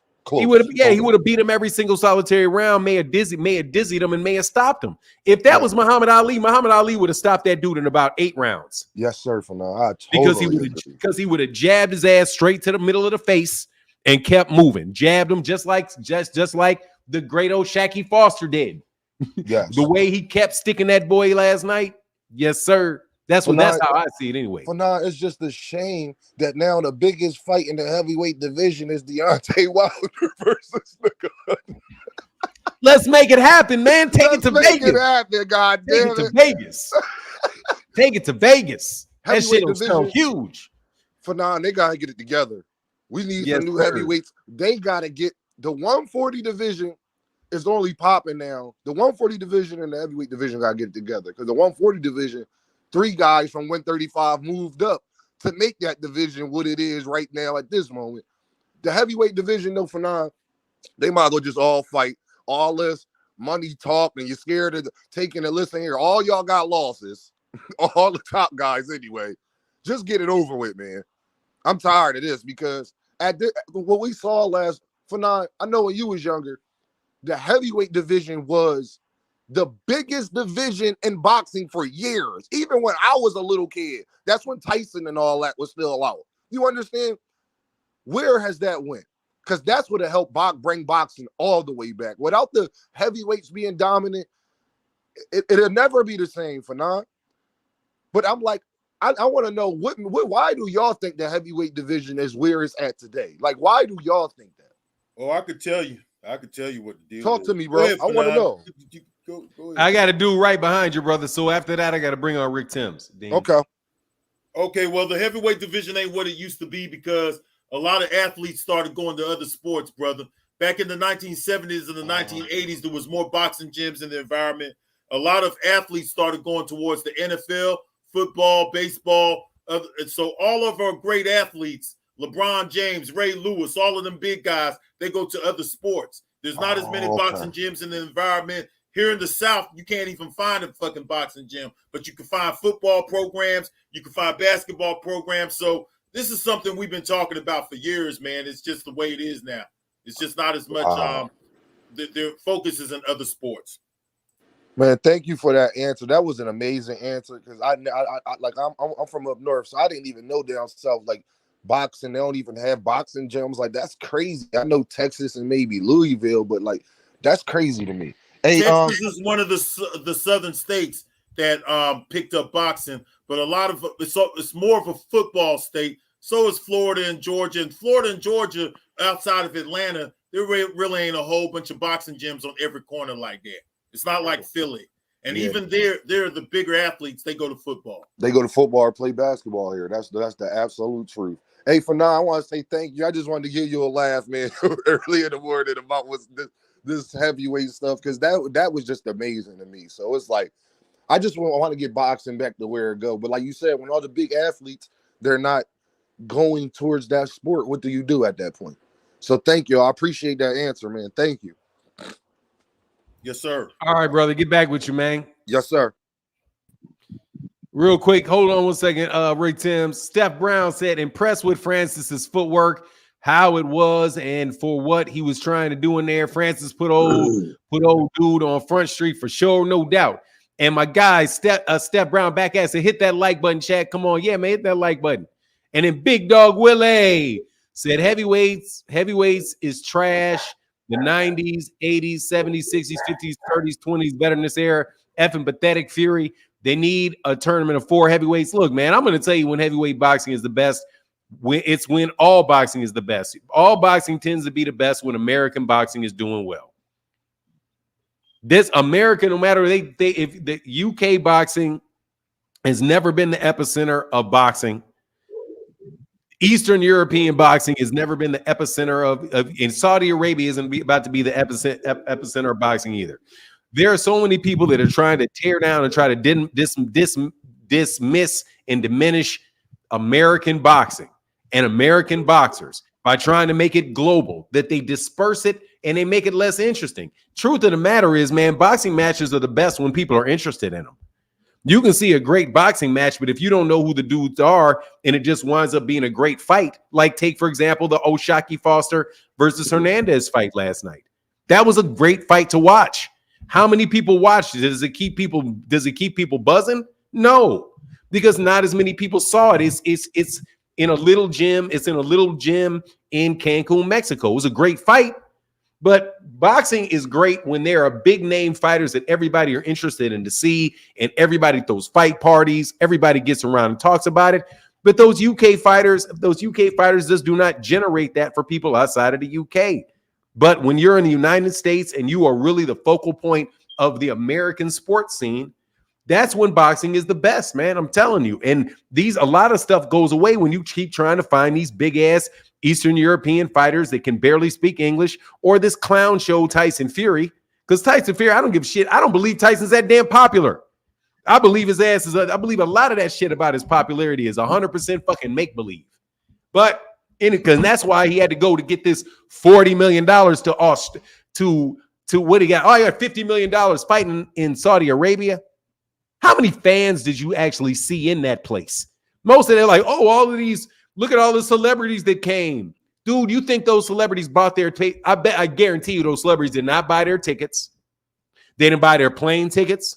They didn't buy their hotel tickets. They didn't buy their food. They didn't pay any of that stuff. Those guys got brought over there to be a fucking spectacle and make it look like, whoa, look how incredible this event is.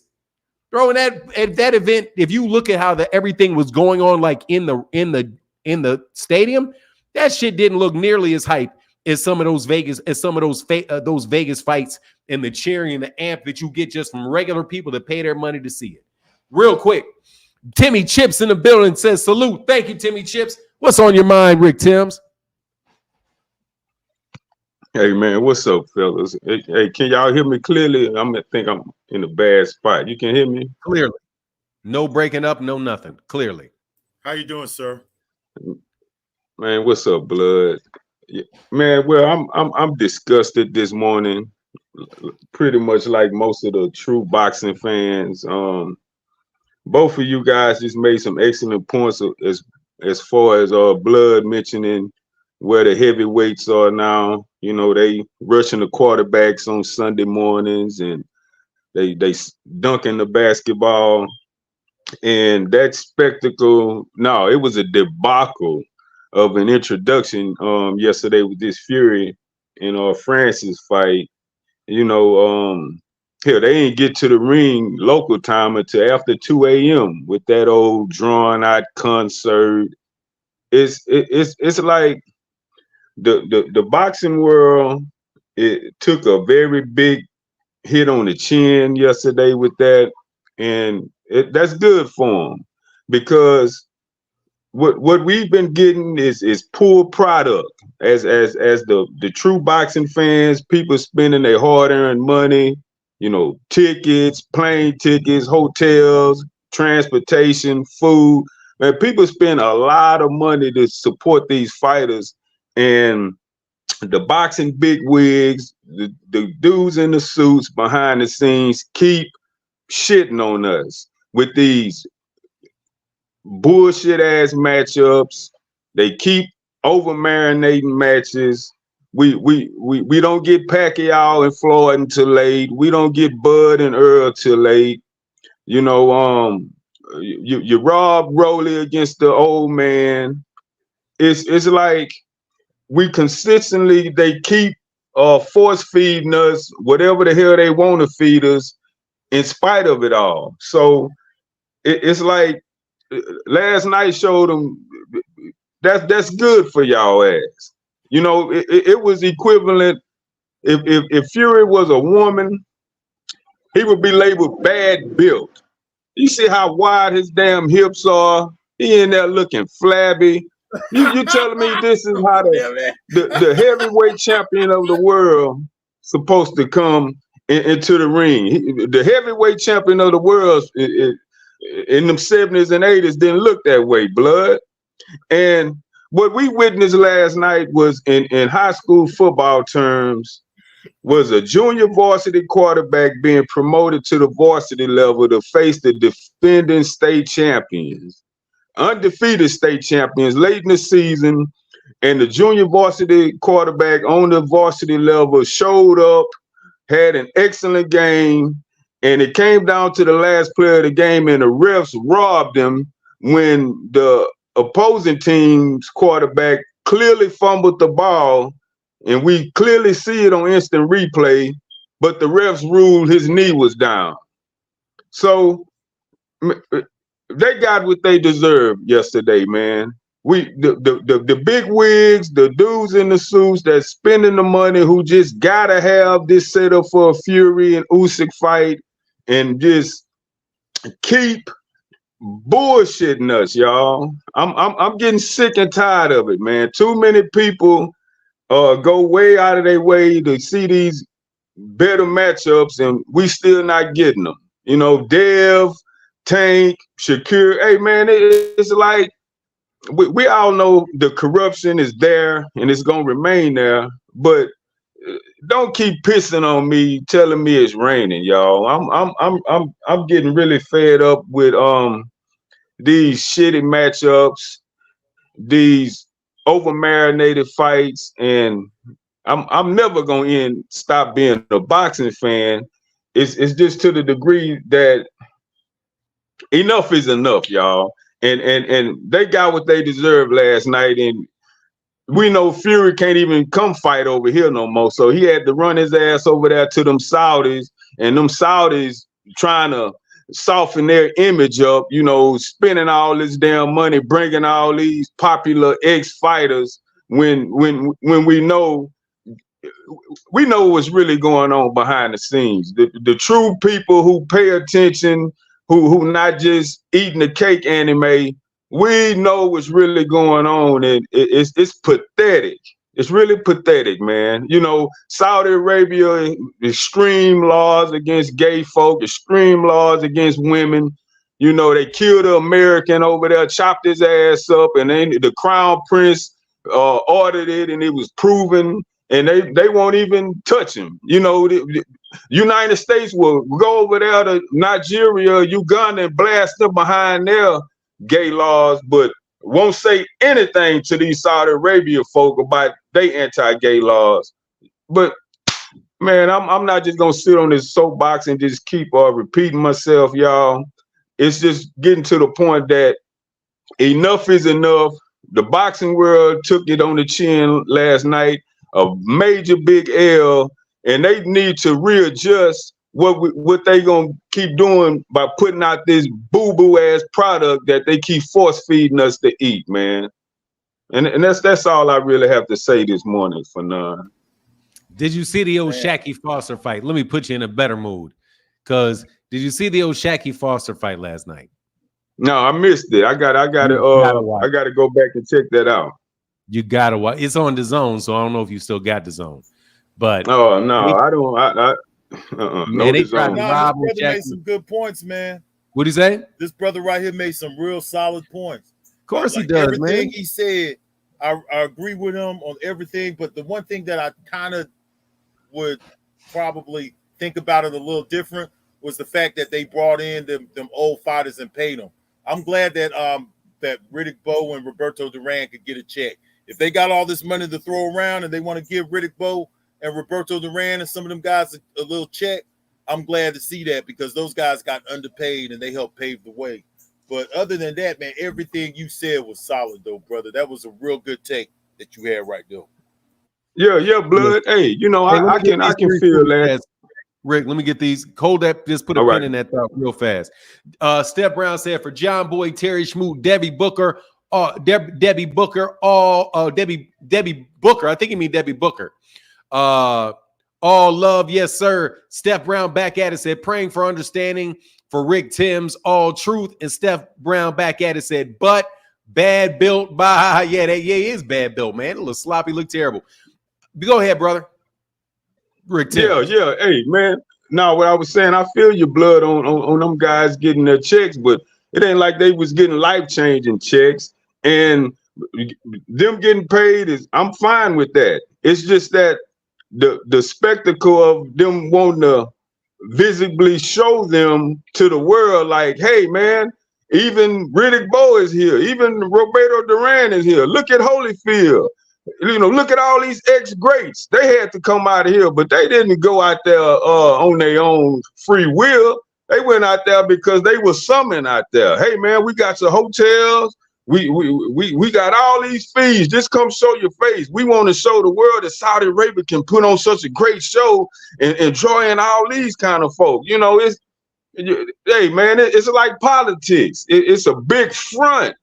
So enough is enough, man. Show me all them guys when we get the solid matchups that the boxing world, the boxing fans are demanding out here, and quit stringing them out to years later when dudes getting older, their skills being diminished, and then when we get lopsided wins or losses, we wonder what happened. Well, damn it, we know what's happening. The dudes in the suits, they dictating the outcome of these fights to the degree where they get what they want, but we don't get what we want. You know, money is the motivation, but damn it, we want to see solid competition facing solid competition in their primes more often than not, because we don't get that anymore. Blood, you mentioned the 70s and 80s. We got it then. We're not getting it no more, man. We getting varsity first freshman teams now. We getting over the hill guys against other over the hill guys, and it's to the point that, man, y'all can't keep fooling us. It's only the casual folk that's eating this up, and they not realizing what they're witnessing. But that's all I got, y'all. Amen. I'm gonna get out the way, man. I enjoy y'all cooking. Amen. Appreciate you, brother. What he said, bro. Amen. What'd he say? Peace, y'all. Amen to what he talking about, man, because it's some facts what he talking about right there. That brother right there really laid it down. He had some real good points, bro. Everything he said pretty much, it's hard to debate any of that stuff. What he was talking about, man. Nope. You know what though, Fernand? They brought out the old fighters, and when I saw Larry Holmes there, I knew they had to be paying a big check because Larry Holmes ain't going nowhere. You have to pay money to talk to Larry Holmes. I had people try to get interviewed with Larry Holmes. Larry Holmes charged, man. Larry Holmes charged big. So if they got Larry Holmes out there, they was paying good money. And Riddick Bowe was driving a city bus in 2013. So to see him get a paycheck and to see him get a little bit of money, you got to see the athletes mix it up. There was a little interaction with Riddick Bowe and Lennox Lewis where Prince Nassim Hamed was disrespectful to Riddick Bowe and said Lennox Lewis would have beat you. And the way he put it down, I thought was kind of disrespectful. But just to see Riddick Bowe and Lennox Lewis chopping it up and stuff like that after they had all that ill feeling towards each other and seeing the athletes out there having a good time, the legends. I loved seeing that, bro. I could sit there and watch that kind of environment all day. To see Sugar Ray Leonard in there with Roberto Duran, all kind of legendary fighters. I don't care nothing about Kanye West and all of them guys. I don't care nothing about, but I do care about my former past fighters who was underpaid too. So if they cutting the check and they got all this money to throw around, give them money to the legends. But the legends should be always respected. You remember Phenom when we would watch well, me and you had to watch it on tape, but Floyd Patterson versus Ali, when they would bring Rocky Marciano and they walk them through the ring and stuff. They need to pay homage to these guys and pay them often, right? If the Saudi Arabians got the money for that and they want to get out that money, give it to the right people who paved the way. Yeah, I'm okay with it, man. I don't have a problem with them. I don't have a problem with the fact that they brought all those people up there and they paid for their trips and they did that. I'm just looking at it from the point of view of, you're really adding to the event. You're spending a lot of money on the event, but that's not a lot different than what happened with Muhammad Ali and George Foreman in Zaire, where those people, James Brown, and all them people didn't come over there for free. They got paid. They put on a big ass concert and all of that stuff. The concert was too long though, Fanon. That concert they did, that was too long, and they should have brought some Earth, Wind, and Fire and some of the legendary groups. Man, nobody want to see all them youngsters with all that dumb fucking music. But hey, that's the problem with it was. The difference was in the Ali thing. They put a concert on before the fight. They didn't have a concert in the middle of the fucking fight. Like that just broke up the fight card and made me watch that shit all damn day. Like, man, this shit is just you watch them young bucks up there, man. Man, I didn't know. No. I turned the volume down. I was like, who is this? Oh, that's the baby or little baby, one of the two. Yeah, I don't care about them. I didn't pay. I didn't watch that shit. All they do is buy all music, Fanon, and sample all shit. Be creative. Look, man. The only way, man, if they would have brought up, hell no. I'm just straight though. Like, I don't need. It's a boxing match. If I want to watch music, I want to watch music. If it's a boxing match, I want to watch a boxing match. There was really only one fight that I was really interested in, and that was the Fabio Warbly versus that's the only fight I was really interested in. Because I was like, okay, yeah, because I like Fabio Warbly. I think Fabio Warbly's a good fighter. Like, I think he's a good fighter. I'm looking forward to seeing what's coming. For me, I think Fabio Warbly is probably, of all the prospects and up-and-coming UK heavyweights, I think Fabio Warbly is the best that I've seen. So I watch all Fabio Warbly fights, man. And that dude was putting it on that dude at Delhi, whatever you pronounce his name. He did.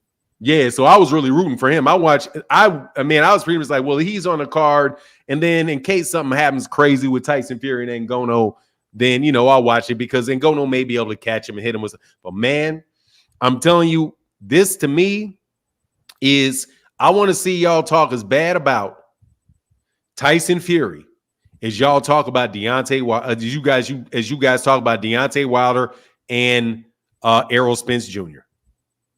Because that shit right there, in my opinion, was a worse performance out of Tyson Fury than Errol Spence's against Terrence Crawford. Because there ain't no fucking way in the world you should be getting dropped by Francis Ngannou. That shit is humiliatingly bad. You say that you are the greatest heavyweight of all time and what you'll do to all these other fighters, and your guy gets beat by a guy that ain't never been in a ring before in a split fucking decision that he doesn't even deserve. I mean, the scorecards itself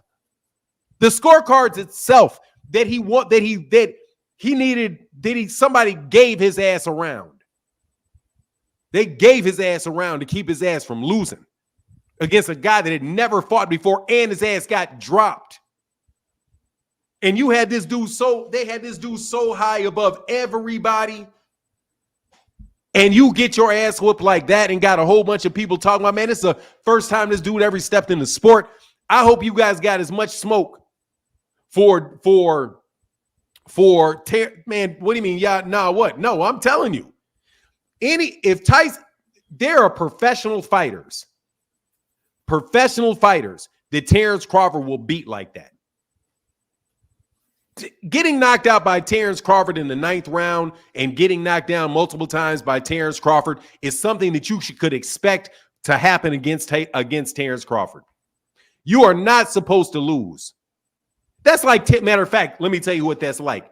That shit is like Tyson Fury having that shit happen against Francis Ngannou is like Terrence Crawford getting dropped by Jake Paul. Getting dropped by Jake Paul and getting a split decision win over Jake Paul. Or Canelo, or better yet, Canelo Alvarez getting dropped by Jake Paul and getting a split decision win over Jake Paul. That's what the fuck just happened. And now somebody tell me that I'm wrong about that one. Canelo, as much as people talk bad and all that shit y'all talk about Jermell Charlo, and Jermell Charlo didn't show up, Jermell Charlo didn't fight back. God dog. Jermell Charlo put up a better fight, did more what he was supposed to do against Canelo Alvarez than Tyson Fury just did against Francis Ngannou. That is the worst boxing performance of the century. It's the worst. Yeah, it was a terrible performance by Tyson Fury. It is the worst. Period. It is the worst boxing performance of the century. There is nobody in Tyson Fury's situation that fought somebody, first of all, that even fought somebody like a Francis Ngannou. Mm-hmm. But then to get dropped and lose it, this is the worst performance. It's the worst performance since fucking Rocky 1. It's the worst performance since Rocky 1 for now. 1. Yeah, it's the same. It's the first getting dropped since it's the worst performance since Apollo Creed got dropped by Rocky Balboa. That's fucked up, yo. Am I lying though? Can you name? It was bad, man. It was really bad. And I don't, you know what? I don't want to take away from Ngannou totally, but it was more Tyson Fury's bad performance than Ngannou having a good performance. Tyson Fury he didn't do no justice for the sport, with this shit, bro. Can you give? Hey, what's going on, Marcus Priest? What's up? Hey, what's up, blood? What's up, Hernandez? How y'all doing? Yes. Hey, real quick before you start, Marcus Priest. Blood. Is there a worse fight for a reigning heavyweight champ than that one? There's not really a worse fight because of the situation that Ngannou, yes, we know his passion was boxing, and yes, we know that he got in the ring before, but the fact that he had no fights whatsoever, and Tyson Fury is supposed to be a legendary heavyweight that would beat Ali and beat Larry Holmes and all of these, and even Lennox Lewis, because of the situation, it was terrible, man. It's the worst that I could think of. So it's the worst. You can't think of a worse performance. Can you think of a worse performance for a boxer? Can you think of a worse performance by a boxer? No, because any other time that a fighter got the floor white but they got beat up real bad, it was by another fighter, by another solid fighter. So, we've seen bad beatings before, but they were both fighters who were probably in the top 10 or something like that. This guy had no fights, man. He had no fights. I don't care about what his passion was and all of that stuff. He didn't have no fights. So it's the worst one that I ever seen. Yeah, absolutely. Heather, he said, I don't recall Rocky dropping Apollo in Rocky. I thought they both got dropped and Creed got up first. In Apollo Creed. Was that the two? Was that the second? Man, and number one, he dropped. There had to have been a knockdown, dog. They got knocked down. Fight one. Yeah, he dropped Apollo Creed every time, man. Hell yeah, they both got dropped. That's all they do is get knocked down in that damn fight. You got to go rewatch the movie, man. Yeah, you telling me I got to go rewatch it? No, I'm telling whoever said that he don't remember the Apollo Creed getting dropped, the Rocky getting dropped. They both got dropped in them fights, man. Yeah, do that in every Rocky fight. Rocky gets dropped or Creed gets dropped. Yeah, all the time. Hey, so what's up, Marcus Priest? What's on your mind, bro? Yeah, I watched that fight. I bought it last night, and I agree with everything y'all saying, but I can't take any credit away from Francis. Like, he did his thing. I think it's a combination of things. I think Tyson Fury definitely didn't take him serious as well as he really shouldn't. I mean, he's an MMA fighter. He thought he was going to run through him. But Fanon, I did see your take on it about Ngannou literally nullified a lot of the stuff that Tyson Fury likes to do. And he's cerebrally took away a lot of things from him. You know what I'm saying? And he legitimately beat him in that fight. Granted, I hear you that it shouldn't have happened based on who he is and where he comes from, and he doesn't have a boxing background, a traditional boxing background. But I mean, last night he did his thing. Like, he totally was nullified in the inside game. He couldn't do nothing with that man on the inside, and that's usually his bread and butter. So yeah, I mean, I give him all the credit. I mean, he should be the WBC champion of the world, and I do say that it's good to see the older fighters there, but get paychecks or whatever. I agree with you when it comes to that, Blood, but my take on that, they was used as props. Because the Saudis try to buy everything. They tried to buy the UFC and was unsuccessful. They tried to buy the WWE and was unsuccessful. They tried to buy the PGA golf, and they couldn't do that, so they created their own. Now they, I think they're really trying to get into boxing. They're putting on these spectacle matches that nobody really cares. Hey, you're breaking up real bad, bro. You're breaking up real bad. I'm sorry. You're breaking up real bad. Okay. Yeah, Hey, come try to get into a better spot, man. Let me get this from my man, okay. Abelardo Guerrero. Brother, thank you so much for the huge super chat. He said, absolutely agree. The worst Fanon International Boxing Channel is hand down the Ultimate Boxing Channel on YouTube. Thank you, brother. I'm always here to catch all the thrilling fights and get the real deal analysis alongside my brother Fanon. Salute, sending a big salute all the way from New York City. Thank you. Shout out to New York City, bro. Thank you, brother. Appreciate you, man. Go ahead. Oh, yeah, he jumped back in, jumped back off. Yeah, man, shit's just terrible, bro. Blood, you on mute. Were you saying something? Yeah. Another point too that I wanted to make is I saw somebody in your chat, man. They brought up, they said that, hey, Fanon, I can't support all your guests on here coming on here and supporting these fights happening in Saudi Arabia. They should be happening in Africa. But the thing about it is the Saudi Arabia, people over in the Middle East, they paying out the money, man. They spending the money, man. So, until one of them countries in Africa step up and want to put forth the money, that's the way it's going to be, man. Ain't nobody said, I don't know if you were talking about me or somebody else who came on the thing, but listen up here, bro. Until they start paying out their money, the fights are going to happen over in the Middle East because they the ones paying. If they want to pay the old school athletes to come out there, what it is, bro. They putting up the money. Man, them Saudi Arabians are just really pilfering. They just pilfering the fights off the UK. It's not affecting them. Them big American fights are happening in the United States. The reason the fights that are taking place in Saudi Arabia, those are the UK fights. Those are fights that should be taking place in the UK. But like I told people before, and they didn't want to listen. The money's not in the UK. Money's not there in the UK. And I'm telling you, I still don't believe the money that they say these guys are getting paid. I don't believe that shit. They can say anything. They can say, if they said I got paid, if they got paid 20, they say you got paid 80. The fact of the matter is, dude, Tyson Fury and Anthony Joshua and those dudes cannot make over $20 million for a fight and generate over $20 million a fight in the UK. So they go over to Saudi Arabia to do it. And that's just a continuation of what we used to say when we were having those conversations some years ago about Anthony Joshua being the biggest draw in boxing and how he's making more money, and look at how many ticket sales they're having in Wembley Stadium and all of that.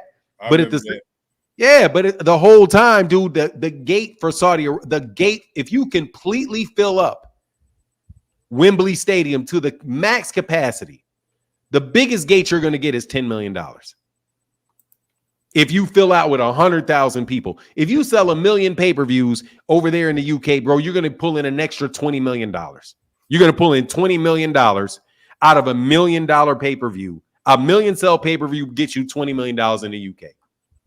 You go to Las Vegas with the money that they're charging for those tickets over there in Nevada, in Las Vegas, where people are paying $5,000, $6,000, sometimes $10,000 for ringside seats, where all the billionaires and millionaires and multimillionaires from all around the country and all around the world go there to gamble. That's where the money is. The money is still in Vegas. But they're creating like this little bit of diversion from the UK boxing and saying, oh, our fighters are the biggest, but they're not fighting in the UK anymore. When's the last time Anthony Joshua had as soon as Anthony Joshua got big enough, they left the UK. They left it. So I don't think that Saudi Arabia is really like, they're not stealing a bunch of fights. There may be how often are there fights in Saudi Arabia? 2 times a year, 3 times a year. It's something new that they got. It's just another interest that a bunch of billionaires got. They got the big money. It's just a bunch of billionaires. They don't got nothing better to do with their damn money. So they're not even billionaires. What's that? That Saudi Arabian family are trillionaires.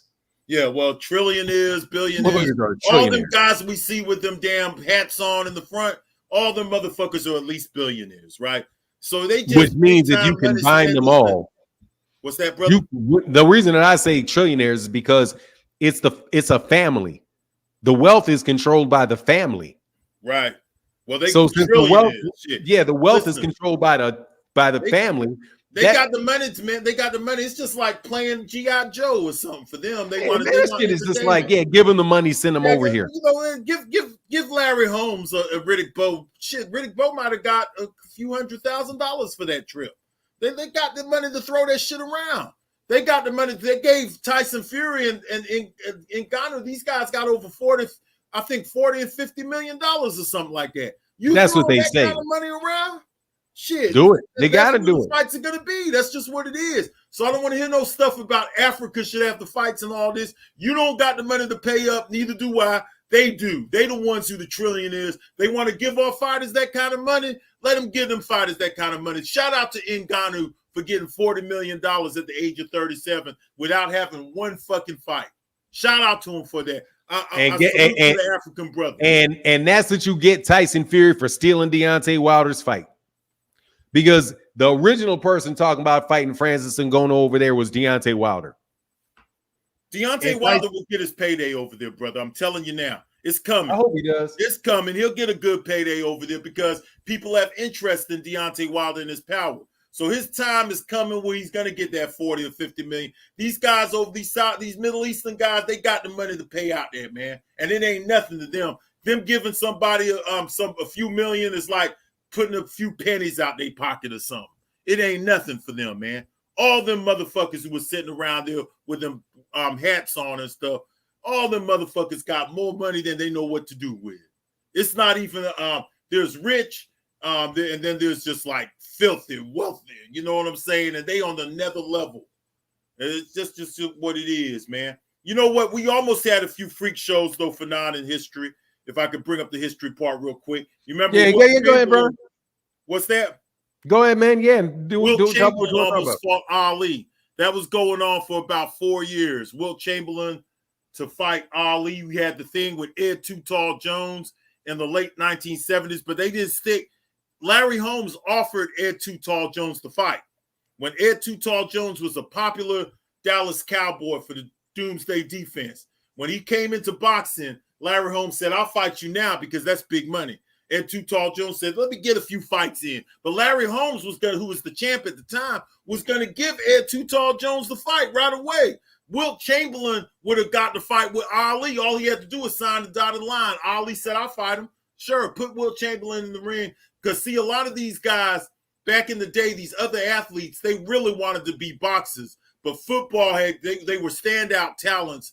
So football was paying bigger, or basketball. For somebody like Wilt Chamberlain, who was a standout talent, basketball, the 76ers had to give him more money. So he was able to use that as leverage to get more money from the 76ers. And just like with Too Tall Jones with the Dallas Cowboys, he didn't like what they was paying him, so they paid him big money to come back and stop with the boxing shit. But boxing was always something that a lot of fighters wanted to, a lot of other athletes wanted to do. And then as time went on, a lot of these other sports started paying out more money. So that's why we don't got no American heavyweights now. Wilt Chamberlain wanted to be the heavyweight champ. His hero was Joe Louis, right? Ed Too Tall Jones, he wanted to be the heavyweight champ. His hero was Muhammad Ali. So that's the way it's always been set up. It was structured like that. We could have had these kind of fights a long time ago. If Wilt Chamberlain would have got in there with Ali, as big as he was, I think he would have got beat up. If Ed Too Tall Jones would have got in there with Larry Holmes, he would have got punished. Point blank, period. Yeah. Oh, man. And there was also Ali was got offered the fight with Joe Brown. Man, what's his name? Jim Brown. Yep, Fanon. You got it right. I forgot to mention that. So around 1965, they started bringing Jim Brown forth. Ali was willing to fight Jim Brown without Jim Brown not even having one fight. The difference is that his belt would have been on the line. If Larry Holmes would have fought Ed Too Tall Jones, the belt would have been on the line. If Ali would have fought Jim Brown and Wilt Chamberlain, belt would have been on the line. Jim Brown said straight up, listen, I'm a great running back. Let me play football and let Ali, because it was the media trying to press that. The difference with the Jim Brown and Wilt Chamberlain thing, the media was trying to push Jim Brown in the ring with Ali because they didn't like him. They wanted anybody to beat Ali, so they wanted Jim Brown to be their hero. Now, Wilt Chamberlain was going around saying, I could beat Ali, which Jim Brown wasn't doing that. Well, Jim, you know there's that story about Jim Brown. He was going to put forth the money and manage Wilt Chamberlain to fight Ali. So this shit has been put in the atmosphere before, but they didn't execute this shit back in the day. They did with Tyson Fury and Ngannou, and Tyson Fury ended up on his ass. Ain't that a bitch? Hey, Richard Prado said, Fanon, after that performance from Tyson Fury, I don't want to hear him talking about fighting Ngannou or Jones in the octagon. Francis Ngannou will kill him. Francis Ngannou will choke his ass out. Kill him. But there was the story about the Jim Brown, though, was funny, man, because Jim Brown wanted to fight him until Ali punked him in Central Park in New York and told him, you heard that story that Bobby told? Yeah, I have heard that. Man, for the people that didn't hear that story, man, Jim Brown was like, yeah, I want to fight you. And Ali said, yeah, okay, I'll fight you. But here's the thing. I need for you to hit me. He said, go ahead and hit me. So Jim Brown started throwing punches at Ali, and Ali slipped all the punches that he was throwing. And he said, now I want to put your hands up, and I want you to keep me from hitting you. And then he started slapping the shit out of him. Yeah, that's so he was true, like, but you know what though, Fanon? After that, he didn't want that. He didn't want that smoke no more. After that, that happened actually a couple of years after they proposed for him to fight Jim Brown. Because what you talking about, that incident you talking about, happened around 1967 when they was really trying to push it. Jim Brown was still playing for the Cleveland Browns. So when he got out of boxing, he got this bright idea that, hey, maybe I could fight Ali, right? So that's when that shit happened. That's the true story, what you said. And he met him up in Central Park, and then that incident took place. And that's when Jim Brown decided, okay, well, I can't beat him, so I'm going to manage Wilt Chamberlain to beat him. But Wilt Chamberlain was just doing that because he wanted more money from the basketball teams. He was going to the gym and working out every day. But I'll tell you what, I bet you Wilt Chamberlain would have got his ass whooped that day. Oh, man, when he connected, you saw when he said, I like that one little interview when he connected on him. He's like, there you go. He said, put your arms out, man. There you go. But I hope he's on this MMA talk, though. Mr. Prado said, oh, yeah, I got you. Thank you, Mr. Prado. Thank you for that support, brother. Look, man, I hope they make more of these fights. I hope one of these dummies get in there and fight. I hope one of these dummies get in there and fight Terrence Crawford. I hope one of these dummies. I hope one of these dummies jump in there and fight Gervonta Davis. I hope they do. I hope you gas one of these dudes up to get into a weight class to get into the weight class and let their first fight be against Gervonta. Because I guarantee you, bro, these boxers are not going to be fucking around with y'all no more. No, not after this. No, they're going to go for murder. Going to be put in this situation now. So now they're going to be training for these guys. They're going to slip, get on the inside, and start wearing your ass out from round number 1. They're going to have you doing like they're going to do you like, you remember kind of like that one video that's out there where Sugar Ray Leonard was, when he was, he was out because he had retina surgery, and he got on that, he had that little exhibition, spontaneous exhibition on a cruise ship. Yep. And that dude was it was like a former amateur boxing, and he got cute and hit Sugar Ray Leonard in the eye. Yes. And then, oh man, dude, what he did was, this is what happened. There was a boxer that was on a cruise ship, and they decided, and they had to pay him, Sugar Ray Leonard, to get out there and do like a little exhibition sparring match with this former amateur boxing. It was much taller, much longer than him. And then so Sugar Ray Leonard was just playing around with him, like blocking, parrying, fight punches, just throwing really light punches, letting the dude throw little shots to his body. But then the dude started getting cute and started like showboating, and then he jabbed Sugar Ray Leonard in the eye. And you could see the expression change on Sugar Ray Leonard's face. Like he went from, how Sugar Ray Leonard be a phony, smiling and shit. Yeah. And then he turned into like the mean son of SOB that he can really be. He can be. Yep. Yeah, his face got serious. And what he did was he started slipping shots, and he landed a liver shot on him. Boom. And he kind of buckled the dude, right, with a liver shot. Then he looked up at him, and he looked at him. He's like, And then the dude started moving back, jabbing more towards his eye. He slipped it again, hit him one more time, boom, straight in the liver, and just folded the dude over. Like, and he did it because the dude had enough nerve to jab him in his eye. If these guys are going to take these fights with MMA fighters, take fights with any of these celebrity fighters, y'all need to go, man, you need to go for broke on this dude. Like, you got to go for broke. You can't let these dudes because Tyson Fury took a he took a big loss, man. He took a big loss to his reputation. He took his stock dropped considerably. Getting cute, playing games with the wrong dude. Hey, Fernand, somebody in your comment section said Boots versus KSI. Oh, yeah. And you know what Boots should do if he fights KSI? What? Walk straight across the ring and try to kill him. Walk straight across that ring and try to kill him. Like, that's when they say you got the dog in you. That's what dogs do. Mm-hmm. Them dogs ain't fucking around with little dog. You get an attack dog, a dog that's attacking, and he attacks another dog. They're not fucking around. They're going to try to kill that damn dog. You jump out there, try to be cute, letting people get fancy, let people get, let me carry him a little while, entertain the fans. You wind up flat on your ass like Tyson Fury. Because Ngannou wasn't playing around. Ngannou just opened himself up for some big paychecks. That's all I got to say. He made 40 million. He finna make another 40 or 50. Shit, he making 50 million in his next one. Maybe. He black. You don't know that. Yeah, you got a good point. But I'll tell you what, though, for now, if he get a fight against Anthony Joshua, I think he'll make pretty good money. He's going to make the kind of money he wasn't going to see in the MMA. He wasn't going to see that kind of money in the UFC. No, he did the right thing, man. He made a good move, man, by going. If anything, it makes it look like it's more risky for MMA now, because the UFC fighters are going to break camp if they can get those fights. Like, I'm out. Yeah, they gonna be out because Ngannou left the UFC because he said he wasn't paying them. They weren't paying me right.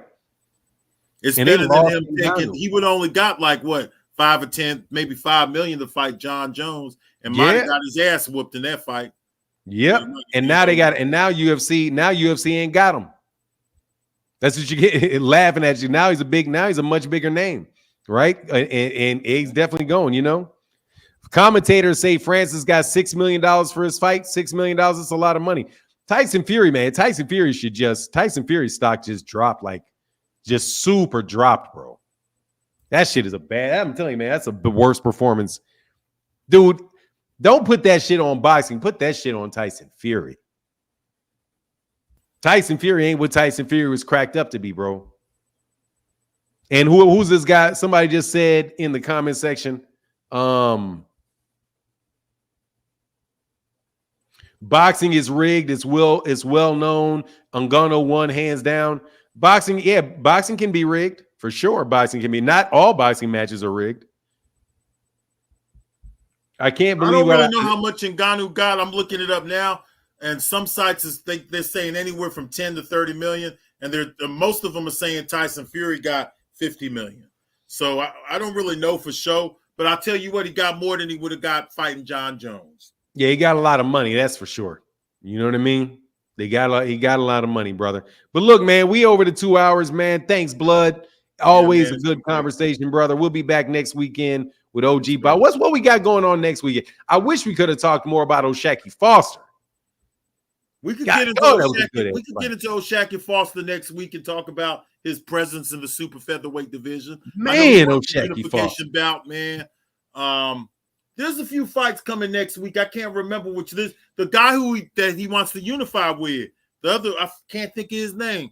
The other super featherweight, he fights next weekend. Let me pull it up real quick before we go.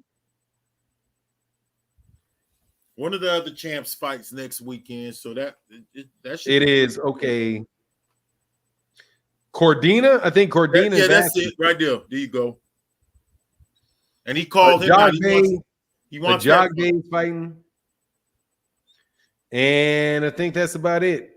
So that would be a good discussion for Foster because he wants to fight the winner of that Cordina fight. So we could talk about that next week. Man, they tried to rob that boy, man. They tried to rob that. Did you listen to the commentating, yo? The commentating on that fight? Yeah. Did you listen to it? I listened to it. Yeah, it was terrible. God, dog, it was so bad, man. I'm like, dude, that shit was. Like that's why I do believe that guy took some of them rounds, but not the way they made it sound, though. Yeah, I mean, some rounds he took. I mean, honestly, man, going into like the 8th round, for me, I didn't keep the exact rounds, but say going into the 8th round, man, I think it could have been 4-3 either way going into the 8th. 4-3 either way going into the race. If you would have gave 4 of those rounds to Hernandez and 3 to Foster, I wouldn't complain. 4 to Foster, 3 to him. But the 9th, 10th, and the 9th and the 10th, the 9th, the 10th, and the 11th, hell no, that dude wasn't winning one of those rounds. But because, man, they were basically like just talking about the volume the entire time. Look at, he's pressing him. He's coming forward. He's throwing so many punches. Even though those punches aren't landing, there's still a lot of volume. Like, the punches are not landing, man. What the fuck are you talking about? The punches aren't landing. They're not landing, but you still giving them credit for punches that ain't even landing. Man, Foster was catching a whole bunch of that shit, just catching it, blocking it. But anyway, man, I'm so glad they knocked that boy out and didn't get robbed. So glad he pressed the gas on that dude and got him out of there. And that judge and that referee, that referee should have stopped that fight in the 11th. And damn near tried to kill him in the 12th. Like, man, because he was going to go down. He was basically, they had, another 30, 40 seconds left in that 12th round? Yep. Dog, he was just going to get nothing but clean shots landed to his head for another 30 seconds. If they didn't wave that shit. That dude wasn't even defending himself anymore. No, he wasn't defending man. I was worried that they were going to get hurt. Shit. Hurt for good type get hurt. Yeah. Just to try to let him get to the finish line so he could win the fight, which he would have done would he have won? Because that would have been like if a third knockdown.